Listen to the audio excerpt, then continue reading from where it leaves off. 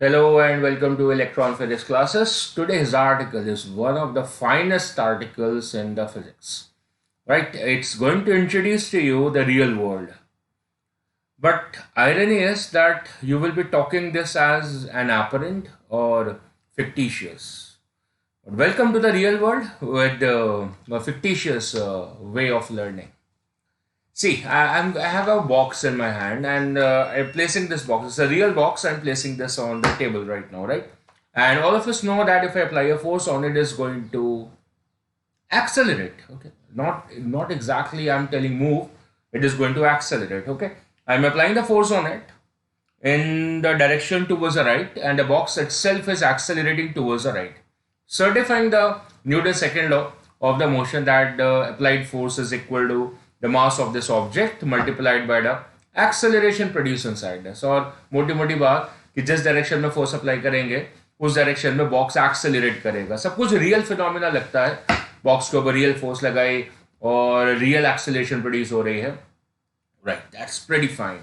So what I'm gonna learn and teach you. So I'm placing this pen on this box. Like this is a pen which is placed on this box. And watch it in a fun manner. Now I'm moving the box. And what do you see? That this pen which was kept on it is moving. But I am not applying any force on it. But that pen is moving.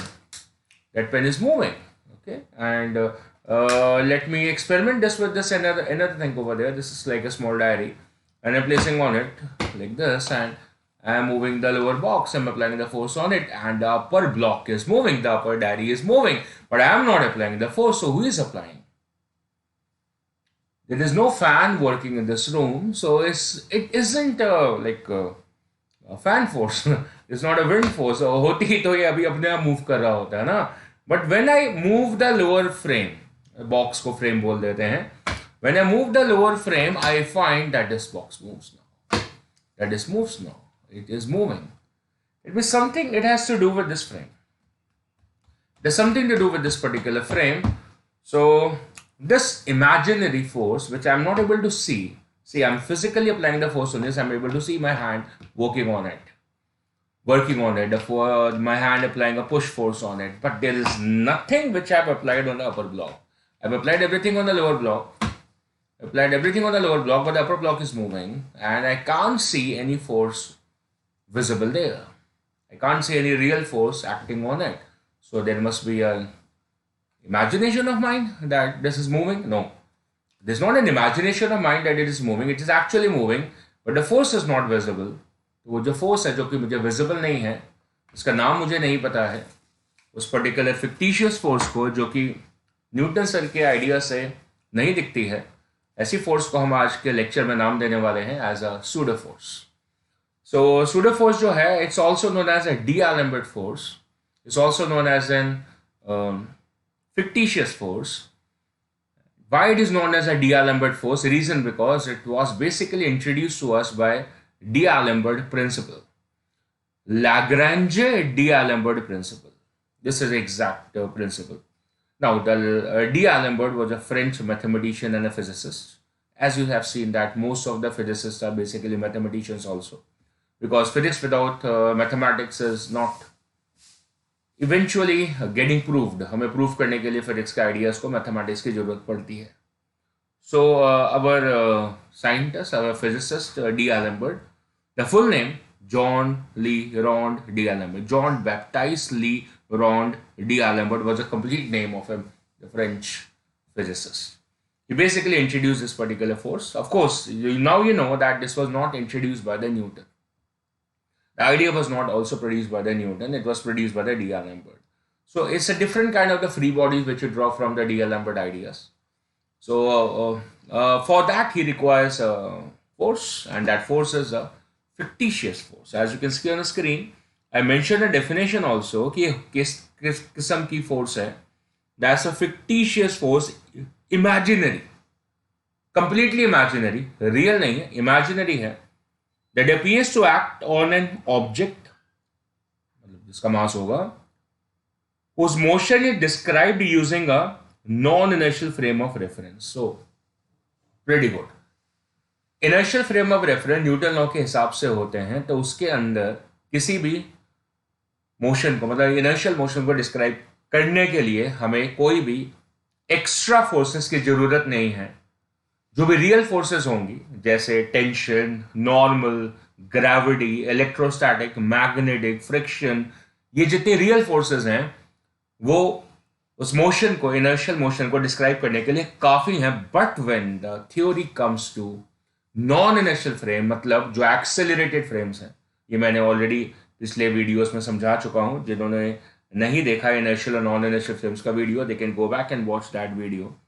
So in short, the non inertial frames मतलब जो कि accelerated frames हैं, जैसे कि मैंने अभी illustration दिया था व्हाइट कलर के बॉक्स को, मैंने उसको बेसिकली एक्सेलरेट करा था फोर्स लगा के, तो वो एक एक्सेलरेटेड फ्रेम बन गया था। उसके ऊपर जो मैंने पेन रखा या दूसरी डायरी रखी थी, अब वो जो मास था वो उस एक्सेलरेटिंग फ्रेम के अंदर था। जैसे कि एक बस चल रही हो और एक्सेलरेट कर रही हो और हम उसके अंदर हैं, so we are present inside an accelerating frame of reference. तब हमारे मोशन को, उस पेन के मोशन को, उस डायरी का मोशन को उस इनर्शियल नॉन इनर्शियल फ्रेम में, एक्सेलरेटेड फ्रेम में एक्सप्लेन करना उतना आसान नहीं होगा। हम कर सकते हैं फ्री बॉडी बना के, but with in the frame उसको एक्सप्लेन करना थोड़ा सा मुश्किल हो जाएगा, क्योंकि हमारे पास एक फोर्स की कमी है। वो फोर्स हमने आज ले आए हैं, that's a fictitious force. And non inertial frame of reference का मतलब मैंने समझा दिया है, सच एज एन एक्सेलरेटिंग और अ रोटेटिंग रेफरेंस फ्रेम। रोटेटिंग वाले आइडिया पे बाद में आएंगे, फिलहाल के लिए एक्सेलरेटिंग फ्रेम बोल देते हैं। डेफिनेशन तो बहुत बढ़िया बना सकते हैं। सबसे पहले इस आइडिया को समझ लेते हैं कि ये आइडिया है क्या बेसिकली, और ये फोर्स लगाता कौन है, कैसे लगाता है, कहाँ लगती है, इसकी वैल्यू क्या है, इसका मैग्नीट्यूड क्या है, इसका डायरेक्शन क्या है, कैसे लगती है, इस बात को समझते हैं। और समझने के लिए मेरे पास में आपके लिए एक छोटी सी एनिमेशन है। There's a small animation over there, and in this animation what I'm able to show you that there is supposed to be a cart. There is a cart and there is a man standing on the cart right now. You can see, and there is an observer on the ground also.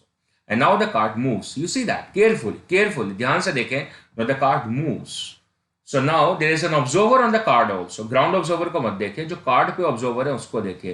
तो ground observer के हिसाब से तो card वाला जो observer है वो right को जा रहा है, क्योंकि कार्ड राइट को जा रही है, तो उसके ऊपर जो ऑब्जर्वर है वो भी राइट को जा रहा है। ये ग्राउंड ऑब्जर्वर की नजर से है। Where is a card moving towards the right. अब हमने क्या देखना है, इस ऑब्जर्वर की नजर से जमीन पे क्या हो रहा है। अब ये ऑब्जर्वर क्या देख रहा है कि ये जो पत्थर हैं ये पीछे जा रहे हैं। देख रहा है आपको, इसकी नजर से, इसकी निगाह से ये पत्थर पीछे जा रहे हैं, पर वास्तविकता में ये पत्थर कहीं नहीं जा रहे हैं। वास्तविकता में ग्राउंड ऑब्जर्वर के हिसाब से वो वहीं पर है। तो आप बोलेंगे sir everything is relative. Very well, पर हम डायनामिक्स में हैं और हमें समझना चाहते हैं कि भैया पत्थर पीछे जा क्यों रहे मेरी नजर से। भाई किसी भी मोशन का कॉज को एक फोर्स होती है, इसका मतलब इस पत्थर पे कोई फोर्स लग रही होगी, इस पत्थर पे कोई फोर्स लग रही होगी जो कि मुझे अब दिख रही है। अगर मैं इस कार्ड के ऊपर हूं, इस ऑब्जर्वर को अब दिख रही है जब वो कार्ड के ऊपर है, क्योंकि वो अब किस कार्ड में है, जो कि खुद एक्सेलरेट कर रही है। एक्चुअली में ये फोर्स है नहीं। अगर आप ग्राउंड से देखेंगे तो ये फोर्स नहीं दिखने वाली है, तब पत्थर पीछे जाता हुआ नहीं दिखेगा। लेकिन जब आप इस फ्रेम में है, इस कार्ड के फ्रेम में है, जो कि कार्ड खुद एक्सेलरेट कर रही है, तो आप एक नॉन इनर्शियल फ्रेम में है, तब आपको ये फोर्स विजुअलाइज होगी। तभी आप रीजनिंग देंगे, भाई देखो इस पत्थर के ऊपर फोर्स कहां लग रही थी, पीछे। पीछे मतलब ऑपोजिट टू माई एक्सेलरेशन। मेरी एक्सेलरेशन किधर है, टुवर्ड्स द राइट, तो पत्थर पे कहां लगेगी, टुवर्ड्स द लेफ्ट, तभी तो वो पीछे जा रहा है।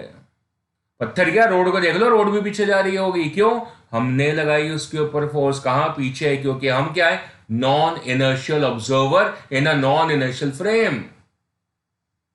तो फिर उस पत्थर के ऊपर वो फोर्स कैसे लगेगी, that will be in the backward direction, क्योंकि हम फॉरवर्ड जा रहे हैं तो उसके ऊपर बैकवर्ड, अगर हम ईस्ट को जा रहे हैं उसके ऊपर वेस्ट को लगेगी, अगर हम नॉर्थ को जा रहे हैं तो उसके ऊपर साउथ को लगेगी। And that force is supposed to be the pseudo force. So I am gonna discuss about this particular force now, जो कि मैंने अभी आपको समझाई। This particular force I am going to discuss with you, और ये फोर्स का magnitude कितना है, इस फोर्स का डायरेक्शन कितना है, ये सारी बातें मैं आपके साथ में डिस्कस करने वाला हूं अभी के अभी। सो फर्स्ट ऑफ ऑल जो मैंने आपको एनिमेशन के थ्रू समझाया उस बात को ध्यान से लैंग्वेज में देखते हैं। It's a physically apparent force, it's apparent, जो कि रियल नहीं होता है वो एपरेंट बोल देते हैं। It's a non existent force, ऐसी फोर्स है नहीं, है नहीं, पत्थर पड़े पड़े पीछे जा नहीं रहा है तो ऐसी कोई फोर्स है नहीं, इसलिए इसको फॉल्स फोर्स भी बोलते हैं। इट्स अ फॉल्स फोर्स, है ही नहीं, झूठ है, फिक्टिशियस है, फिक्टिशियस भी बोल सकते हैं, इमेजिनरी भी बोल सकते हैं। ये तो भगवान कृष्ण की तरह इसके बड़े सारे नाम हो गए, है ना। ये फोर्स फिर हम बना क्यों रहे, अब इतनी झूठी है तो झूठ का साथ हम क्यों देना चाह रहे हैं? क्योंकि हम एज एन ऑब्जर्वर तो रियल है, और हम एज एन ऑब्जर्वर कहां पर है? We as an observer are in a non inertial frame. अब नॉन इनर्शियल फ्रेम का एग्जांपल और मतलब मैं समझा चुका हूं। That is a frame which undergoes acceleration. तो फिर क्या होगा? जो न्यूटन के लॉज हैं, the Newton laws of motion, जो कि हमने बड़े विस्तार में पढ़े हैं, लग नहीं पाएंगे directly. Underline the word directly. जुगाड़ से लग जाएंगे। जुगाड़ मतलब एक एक्स्ट्रा फोर्स लेकर आनी पड़ेगी। सुनो मेरी बात, अगर तो इनर्शियल फ्रेम्स हैं, क्या हैं? इनर्शियल फ्रेम्स हैं, तो फिर जो क्वेश्चन एनालिसिस है, क्या बोल रहा हूं मैं? जो क्वेश्चन एनालिसिस है उसका मतलब क्या होता है कि आप क्वेश्चन को जो सॉल्व कर रहे हैं उसमें आप इनर्शियल मोशन को स्टडी कर रहे हैं, या इनर्शियल मोशन को। और इनर्शियल मोशन सिर्फ रियल फोर्सेस से डिस्क्राइब हो जाता है। जो भी रियल फोर्सेस है, रियल फोर्सेस का मतलब आप समझते हैं, gravitation, tension, normal, electrostatic, magnetic, these are real forces. But if we are dealing with a non inertial frame, जिसका मतलब क्या है? एक्सेलरेटेड फ्रेम्स हैं, मतलब फ्रेम खुद ही एक्सेलरेट हो रही है ना। सो इन दैट कंडीशन जो क्वेश्चन एनालिसिस होगी, जो प्रॉब्लम एनालिसिस है, अब वो प्रॉब्लम हो गई है आपके लिए, क्योंकि न्यूटन लॉ सीधे सीधे नहीं लगेंगे, क्योंकि मोशन को अब हम क्या बोलेंगे? Non inertial motion. और अगर जो नॉन इनर्शियल मोशन है, रीजन क्योंकि वो एक नॉन इनर्शियल ऑब्जर्वर की निगाह से है। So then of course real forces तो लगेंगी ही लगेंगी, आप उनको झुटला तो नहीं सकते हो भाई। ग्रेविटी लग रही है तो आप ये थोड़ी बोल दोगे कि ग्रेविटी फ्री रीजन हो गया, वो तो लगेगी। जो रियल फोर्सेस है लगेंगी, but you have an extra tool, and that extra tool is supposed to be the fictitious, false, imaginary ghost, जो भी नाम दें, the real name, the actual name is a D'Alembert force or the pseudo. The pseudo is a pseudo force. So ये दोनों लगेंगी तो extra force आ जाएगी, pseudo force, और फिर आप उस क्वेश्चन को एनालाइज कर पाएंगे नॉन इनिशियल फ्रेम से, और एक तरीके से आप बोलेंगे कि न्यूटन लॉ अब लग जाएंगे। तो न्यूटन लॉ को सहारा मिल गया। ऐसे फोर्सेस का बहुत एग्जाम्पल होते हैं। Centrifugal force is a very pretty example which you have learned in your previous standard also. Centrifugal force हम भी पढ़ेंगे धीरे से, अभी थोड़ी एक आधे दिनों में, 2-3 दिनों में हम इस फोर्स पे भी आएंगे। द सेंट्रीफ्यूगल फोर्स, और भी फोर्स होती है, कोरियोलिस फोर्स भी होती है। These are examples of the pseudo forces.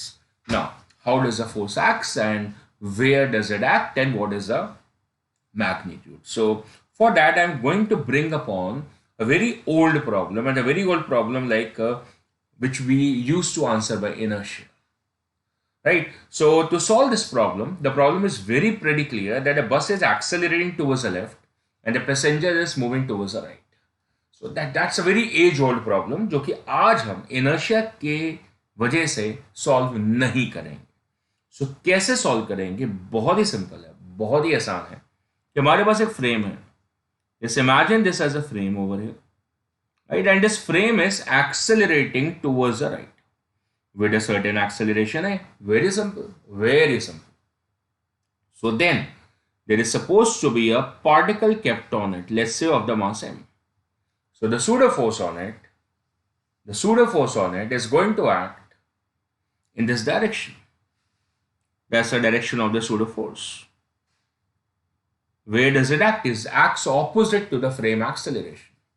मुद्दा क्या था? देखो, there was an observer who was standing on this cart over here, and there was supposed to be this stone on the ground. This was a stone on the ground. अब वो बिल्कुल भी move नहीं कर रहा था इस observer के रिस्पेक्ट में। ये कौन सा ऑब्जर्वर है? Ground observer. ग्राउंड ऑब्जर्वर क्या लगाता है? Real forces. तो उसको कोई रियल फोर्स दिखी ही नहीं, उसको कोई रियल फोर्स दिखी नहीं। इसका मतलब that stone is in state of rest with respect to the ground observer. तो वेरी प्रेटी क्लियर, इसके अंदर कोई सोचने समझने की बात ही नहीं है। लेकिन ये जो हमारा सेकंड ऑब्जर्वर है, ये इस फ्रेम में है, जो कि फ्रेम खुद एक्सेलरेट कर रहा है। तो ये फ्रेम क्या कहलाएगा? Non inertial frame. और अगर ये नॉन इनर्शियल फ्रेम है, so is a non inertial observer. अब वो एक्चुअली खुद आगे जा रहा है, तो उसको क्या लगा कि स्टोन पीछे जा रहा है। कहां जा रहा है? स्टोन पीछे जा रहा है। अब उसके नजर से बोला स्टोन के मोशन को एक्सप्लेन करो, तो स्टोन तो पीछे जा रहा है, तो उसने बोला उसके ऊपर एक फोर्स पीछे लगनी चाहिए, जो कि वास्तविकता में नहीं है। वास्तविकता इसकी वजह से है ग्राउंड ऑब्जर्वर के हिसाब से, पर वास्तविकता में कोई फोर्स नहीं है। पर उस ऑब्जर्वर को वो फोर्स फील हो रही है। कहां पे? ऑपोजिट, क्योंकि वो खुद आगे जा रहा है, तो उसको अपने रिलेटिव वो पीछे जाता हुआ दिख रहा है। तो इसका मतलब उसने उसको डायनेमिक्स से कैसे एक्सप्लेन करा? By the existence of a force which is visible to him, which is experienced by him, which is felt by him, which actually does not exist, but it is felt by him to explain the motion of the stone from his point of view. उसके point of view से, ground के point of view से stone move ही नहीं कर रहा है। उसके पॉइंट ऑफ व्यू से, नॉन इनर्शियल ऑब्जर्वर के पॉइंट ऑफ व्यू से, there must be a force acting on it in the backward direction creating its motion. और उसी फोर्स को वो ऑब्जर्वर क्या नाम दे रहा है? As a pseudo force on it. So where does a pseudo force act? It acts opposite to the acceleration of the non-inertial observer. अब non-inertial observer खुद कहाँ move कर रहे हैं? Towards the right. तो इस particle पे, stone पे वो force कहाँ लग रही है? Towards the left. So that's an idea. So that's an idea basically. And now we can alter and say in the same mannerism, ये जो particle है, जो m वाला particle है, उसके ऊपर pseudo कहाँ लगी? जो ऊपर वाले diagram में, इसके ऊपर pseudo कहाँ लग रही है? Towards the left. मतलब is opposite to the acceleration of the non-inertial observer or the non-inertial frame. So इस बात को जो हमने अभी अभी सीखा, इसको लिखते हैं. So we write this. So what is a magnitude of the pseudo force? दोनों बातें लिखेंगे, मैग्नीट्यूड भी डायरेक्शन भी. सबसे पहले मैग्नीट्यूड की बात करते हैं. So the magnitude of pseudo force is supposed to be the mass of the particle, जिसके ऊपर आपने ये pseudo force लगानी है, उसका मास, फ्रेम का मास नहीं, ऑब्जर्वर का मास नहीं, जिस पार्टिकल का मोशन आपने स्टडी करना है, उस पार्टिकल का mass multiplied by the acceleration of the observer, acceleration of the observer with respect to the ground, the acceleration of the observer with respect to the ground. So that is suppose to be the pseudo force. अब acceleration of the observer जो है वो acceleration of the frame है ना. अब मान लो वो observer ground observer है, मानो, सोचो, बहुत आसान है. तो ग्राउंड ऑब्जर्वर तो रेस्ट पर होता है, तो उसकी एक्सेलरेशन जीरो होगी, तो ये फोर्स जीरो हो जाएगी, क्योंकि फॉर्मूला देखो ना, मास of the particle into acceleration of the observer. तो अगर वो नॉन इनर्शियल ऑब्जर्वर है ताही उसकी एक्सेलरेशन होगी. लेकिन अगर वो इनर्शियल ऑब्जर्वर है, वो ग्राउंड पर है, तो उसकी एक्सेलरेशन जीरो है, तो फिर ये फोर्स एग्जिस्ट ही नहीं करती उसके लिए. जैसे कि ये वाला जो ऑब्जर्वर है, इसकी एक्सेलरेशन जीरो है, तो इसके लिए सूडो फोर्स नाम की चीज को एग्जिस्ट ही नहीं करती. उसके लिए बस रियल फोर्स है दुनिया में. ग्रेविटी लग रही होगी स्टोन के ऊपर, है ना, वो तो लगी रही होगी, लगी रही है ग्रेविटी इसके ऊपर, कौन मना कर रहा है? रियल फोर्स तो लगी रही है उसके ऊपर, है ना. अब ग्राउंड अगर इस वाले ऑब्जर्वर की वजह से देख रहे हो, तो उसके लिए भी ग्रेविटी लग रही है उस पर, हवा में थोड़ी उड़ रहा है वो. ग्रेविटी लग रही है, एडिशनल फोर्स लग रही है pseudo, because he is a non inertial observer. सही है ही नहीं? बिल्कुल सही है. ये तो हो गया मैग्नीट्यूड. देखो, वैसे कोई भी फोर्स का मैग्नीट्यूड होता क्या है? m इंटू है, मास इंटू एक्सेलरेशन. पर मास किसका, एक्सेलरेशन किसका, ये मुद्दा समझना था. तो रिपीटिंग, मास उस पार्टिकल का जिसका मोशन आप एनालाइज कर रहे हैं, और एक्सेलरेशन उस ऑब्जर्वर की जिसके रिस्पेक्ट में आप उसके मोशन को एनालाइज कर रहे हैं. आप ग्राउंड के रिस्पेक्ट में करते हैं, तो ग्राउंड वाले पार्टिकल की एक्सेलरेशन देखो, जीरो है, तो सूडो फोर्स नहीं है, तो ये फोर्स एग्जिस्ट ही नहीं करती, है ना. रियलिटी में तो ऐसा ही है. लेकिन अगर आप इसको किसी मूविंग ऑब्जर्वर, एक्सेलरेटिंग ऑब्जर्वर के रिस्पेक्ट में देख रहे हैं, तो फिर एक्सेलरेशन उस ऑब्जर्वर की लगेगी. अब वो ऑब्जर्वर अगर एक फ्रेम के ऊपर है, तो बात बराबर होगी, that is a frame acceleration. Correct है ना? तो इसका मतलब the pseudo force is equal to mass of the particle into acceleration of the observer slash the frame.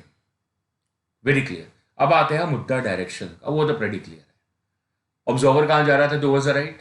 Animation में ऑब्जर्वर कहां जा रहा था? टुवर्ड्स द राइट, क्योंकि कार्ड टुवर्ड द राइट जा रही थी ना।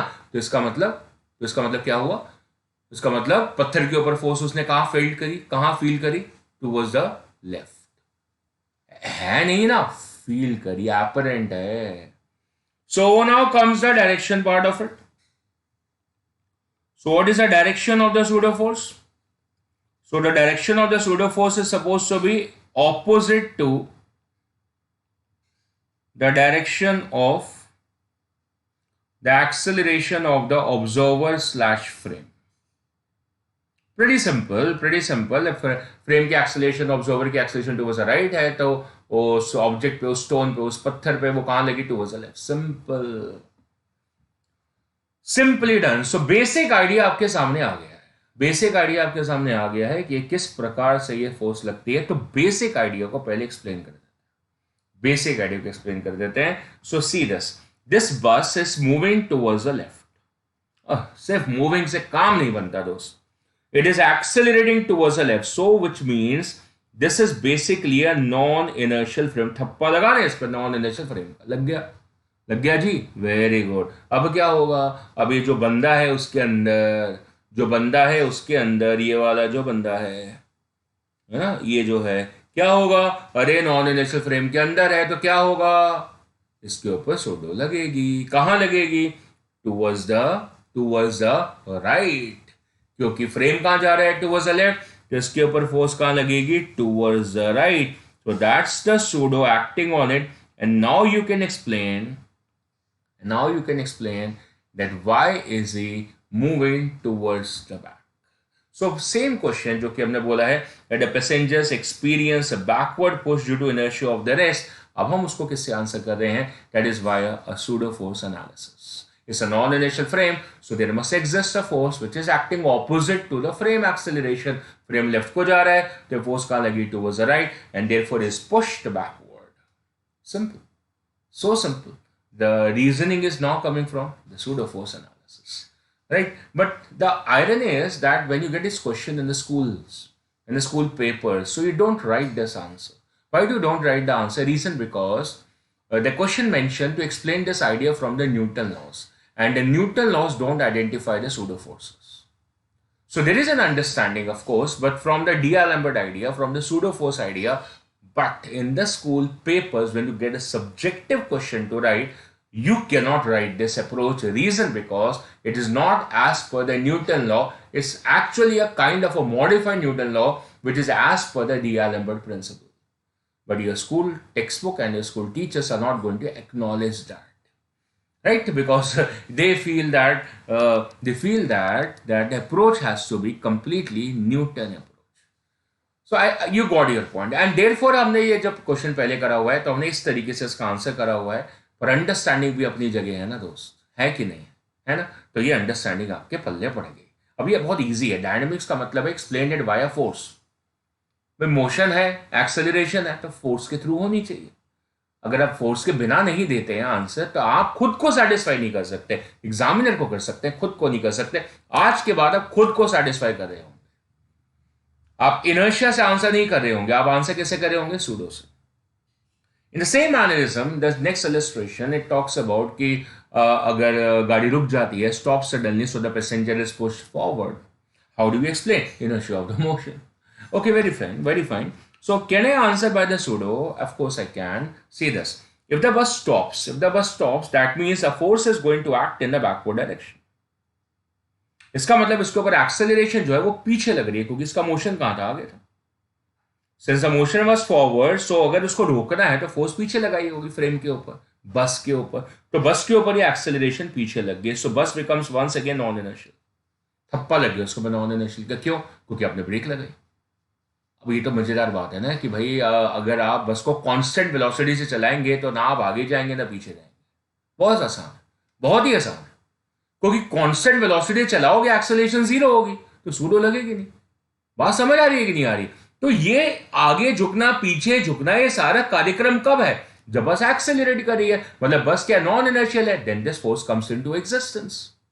अब ये ब्रेकिंग एक्शन है, कैसा ब्रेकिंग एक्शन है, तो एक्सेलरेशन पीछे लगी, तो फ्रेम की एक्सेलरेशन पीछे, तो बंदे पे फोर्स कहां लगेगी, ऑपोजिट, कहां लगेगी, राइट को। So hence the force on this acts forward. That's the direction of the pseudo, and that explains that why does he is pushed forward. सब आपने वहां पे इनर्शिया ऑफ रेस्ट का नाम लिया, पिछले वाले क्वेश्चन में इस पे इनर्शिया ऑफ मोशन का नाम लिया। वो जब बस ऐसे कर्व करेगी तो आप इनर्शिया ऑफ डायरेक्शन बोलेंगे, बस तीनों का आंसर सूडो से आ सकता है, और आ चुका है। दो का तो आ चुका है, तीसरे वाले का हम सर्कुलर मोशन में देखेंगे जब उसको सेंट्रीफ्यूगल फोर्स बोलेंगे। अभी बताया था centrifugal force is also form of pseudo force. So pretty अभी तक का आइडिया आपको थोड़ा क्लियर हो गया है, थोड़ा क्लियर हो गया है। बहुत आसान सी बात समझा दी है, बहुत आसान सी बात। फ्रेम राइट को जा रहा है तो सूडो लेफ्ट को लगेगी, फ्रेम ऊपर को जा रहा है तो सूडो नीचे को लगेगी, फ्रेम नीचे को जा रहा है तो सूडो ऊपर लगेगी। हाँ, फ्रेम नीचे को जा रहा है सूडो ऊपर को लगेगी, फ्रेम राइट को जा रहा है सूडो पीछे को लगेगी, जब फ्रेम एक्सेलरेट कर रहा हो। सिर्फ जाने से नहीं होगा, कांस्टेंट वेलोसिटी नहीं होनी चाहिए, एक्सेलरेशन होनी चाहिए। सो मैंने मैग्नीट्यूड भी समझाया, डायरेक्शन भी समझाया, क्या बढ़िया बढ़िया बातें समझाई हैं। अच्छा, तो और बात सुन लो, और बातें सुन लो। क्या है कि अब ये कार्ड है और ये जा रही है आगे एक्सेलरेशन ए से, सही है, और ये जो ब्लॉक है एम और ये जो ब्लॉक है एम डैश, इन दोनों पे सूडो लग रही है, पर दोनों पे जो सूडो लगेगी उसकी वैल्यू डिफरेंट आएगी। क्या आएगी, वैल्यू डिफरेंट आएगी। इसके ऊपर कितनी आएगी, एम इंटू ए, क्योंकि इसका मास एम है। तो फ्रेम एक्सेलरेशन कितनी है, ये उसकी खुद की एक्सेलरेशन नहीं है, फ्रेम की है, ऑब्जर्वर के नजरिए से, है ना। अगर इसके ऊपर एक ऑब्जर्वर बैठा हुआ है, on this there is suppose to be an observer, उसकी निगाह से है। और इन द सेम सेंस इसके ऊपर कितनी है, एम डैश इंटू ए, जो सेकेंड ब्लॉक है, क्योंकि एक्सेलरेशन तो फ्रेम की है, ऑब्जर्वर की है कि नहीं। बिल्कुल है सर, है कि नहीं। हाँ बिल्कुल सर। देखो इसका ये वाला जो ब्लॉक है, ब्लॉक नंबर 1, तो इसके ऊपर जो सूडो फोर्स है कैसे आएगी, मास into acceleration, F pseudo is supposed to be equal to mass into acceleration of the object with respect to the observer, acceleration of the block with respect to the observer, ऐसे बिल्कुल सही लिखी। So that should be m into acceleration of the block minus acceleration of the observer। यही है ना observer के respect में देखने की। अब ब्लॉक एक्चुअली में खुद तो मूव कर नहीं रहा, ब्लॉक तो रेस्ट पे था, तो उसकी अपनी एक्सेलरेशन तो 0 है, पर ऑब्जर्वर की कितनी है भैया, ऑब्जर्वर तो कार्ड के साथ में आगे जा रहा है, तो ऑब्जर्वर की खुद की एक्सेलरेशन ए के बराबर है, जो कार्ड के बराबर है। So that is minus of a, so that generates minus of m a, and that's what I explain to you in the simple mechanism. Simple mechanism की फोर्स कहां लग रही थी, in the direction opposite to frame acceleration, minus का sign वो show कर रहा है, और वैल्यू कैसे आ रही है, उस ऑब्जेक्ट का मास, उसका मास कितना था एम, और एक्सेलरेशन किसकी, फ्रेम की, ऑब्जर्वर की, so M into A. So simple, it's very simple. और सेकंड वाले ब्लॉक में डिफरेंट आ रही है, क्यों, मास बदला, एक्सेलरेशन तो सेम है, विद रिस्पेक्ट टू ऑब्जर्वर कितनी है, माइनस ए है, तो ये hence it is M dash into minus A, तो पीछे लग रही है, डायरेक्शन में माइनस शो कर दिया है, और मैग्नीट्यूड कितना हो गया, m dash into A. So simple, so simple my dear, right. So excellent my dear. अब क्या करते हैं, अब इस आइडिया को जो कि हमने डेवलप किया है इसको आगे बढ़ाते हैं और एक बहुत फेमस क्वेश्चन लेकर आते हैं। पहले क्वेश्चन को स्टेट करेंगे, फिर उसको सॉल्व करेंगे। So the question goes like this कि हमारे पास एक कार्ड है, there is a card, this is a card which is given to you, और ये फिलहाल स्टेशनरी है, तो एट टी इक्वल टू 0 अब इसको एक्सेलरेशन देनी है, अभी देनी है एक्सेलरेशन। तो जब तक एक्सेलरेशन हमने नहीं दी है, मतलब ए की वैल्यू जब 0 है, तो उस समय क्या हो रहा है, ये जो पेंडुलम है ये बिल्कुल स्ट्रेट टंगा हुआ है गाड़ी के अंदर, बिल्कुल स्ट्रेट, ऐसे बिल्कुल स्ट्रेट ऐसे, ठीक है। अब वो क्वेश्चन कह रहा है कि अगर हम इसको एक्सेलरेट करें टुवर्ड्स द राइट, तो ये पीछे को जाता है, ये पीछे को जाता है, क्यों जाता है पहले तो वो समझेंगे, और दूसरा जब कांस्टेंट एक्सेलरेशन होगी ए नॉट मान लो, तो ये एक एंगल पे सेट हो जाएगा। ये क्वेश्चन समझा रहा है हमें, क्या होगा, ये एक एंगल पे जाके सेट हो जाएगा, आपको वो एंगल की value with the vertical calculate करनी है। That's our question, right? So if the cart accelerates towards the right with a constant acceleration a naught. Find the angle of the string with the vertical. ये हमारा question है. अब हम इसको दो तरीकों से सॉल्व करने की कोशिश करेंगे. तो मैं आपको पहले एक बात समझाता हूं, थोड़ा समय लूंगा समझाने में, पर आपको बात समझ में आएगी. बहुत आसान है. बात क्या है देखिएगा, समझिएगा. ये जो कार्ड है, ठीक है ना, ये जो कार्ड है, इसका ये वाला जो पॉइंट है, इस पॉइंट को ओ लिख लेते हैं, और इस पॉइंट ओ से ये पार्टिकल यहां से वर्टिकली सस्पेंडेड है. अब हमने क्या करा, इसके ऊपर रियल फोर्सेस डेवलप करी. रियल फोर्सेस क्या है सुनिएगा. There is mg force on it downwards and there is a tension force on it upward. These are the real forces acting on it. Real forces है. ठीक, इसके अलावा कोई force है? कोई फोर्स नहीं. ये मूव भी नहीं कर रहा था. ठीक है ना. अब हमने क्या करा, इसके ऊपर कोई फोर्स लगाई जिसकी वजह से ये आगे को मूव करेगा. ये आगे को मूव करेगा. So let's start applying the force on it because of which it moves. हमने इसके ऊपर आगे फोर्स लगाई जिसकी वजह से मूव करेगा, क्योंकि फोर्स लगाएंगे तो एक्सेलरेशन आएगी, तो ये आगे को मूव करेगा. So this complete card is going to move. This complete card is going to move. So let's move it. So the card comes into this new position because it moves further because of the applied force. भाई card के ऊपर force लगी है, reasoning है हमारे पास में, तो card कहाँ मूव करेगी? आगे को मूव करेगी, आगे को एक्सेलरेट करेगी, करेगी, आगे को करेगी. सो क्या होगा, जो सीलिंग का पॉइंट है ओ पॉइंट सीलिंग पर है, छत पर है, तो वो पॉइंट भी तो आगे जाएगा. ये वाला जो पॉइंट ओ था पहले, अब वो यहां पर आ जाएगा ओ डैश पे, क्योंकि भाई गाड़ी आगे जा रही है तो उसकी छत भी तो आगे जा रही है, तो ओ डैश भी तो आगे जाएगा. लेकिन वो जो पेंडुलम बॉब है, जो वो बॉब है ना छुटका सा, वो तो कहीं जा ही नहीं रहा. क्यों? उस पर तो फोर्स ही नहीं लगाई, या भूल गए. mg नीचे लग रही है, वो तो उसको राइट को लेके जा नहीं सकती. टेंशन ऊपर लग रही है, वो तो उसको राइट को लेके जा नहीं सकती. तो फिर क्या होगा?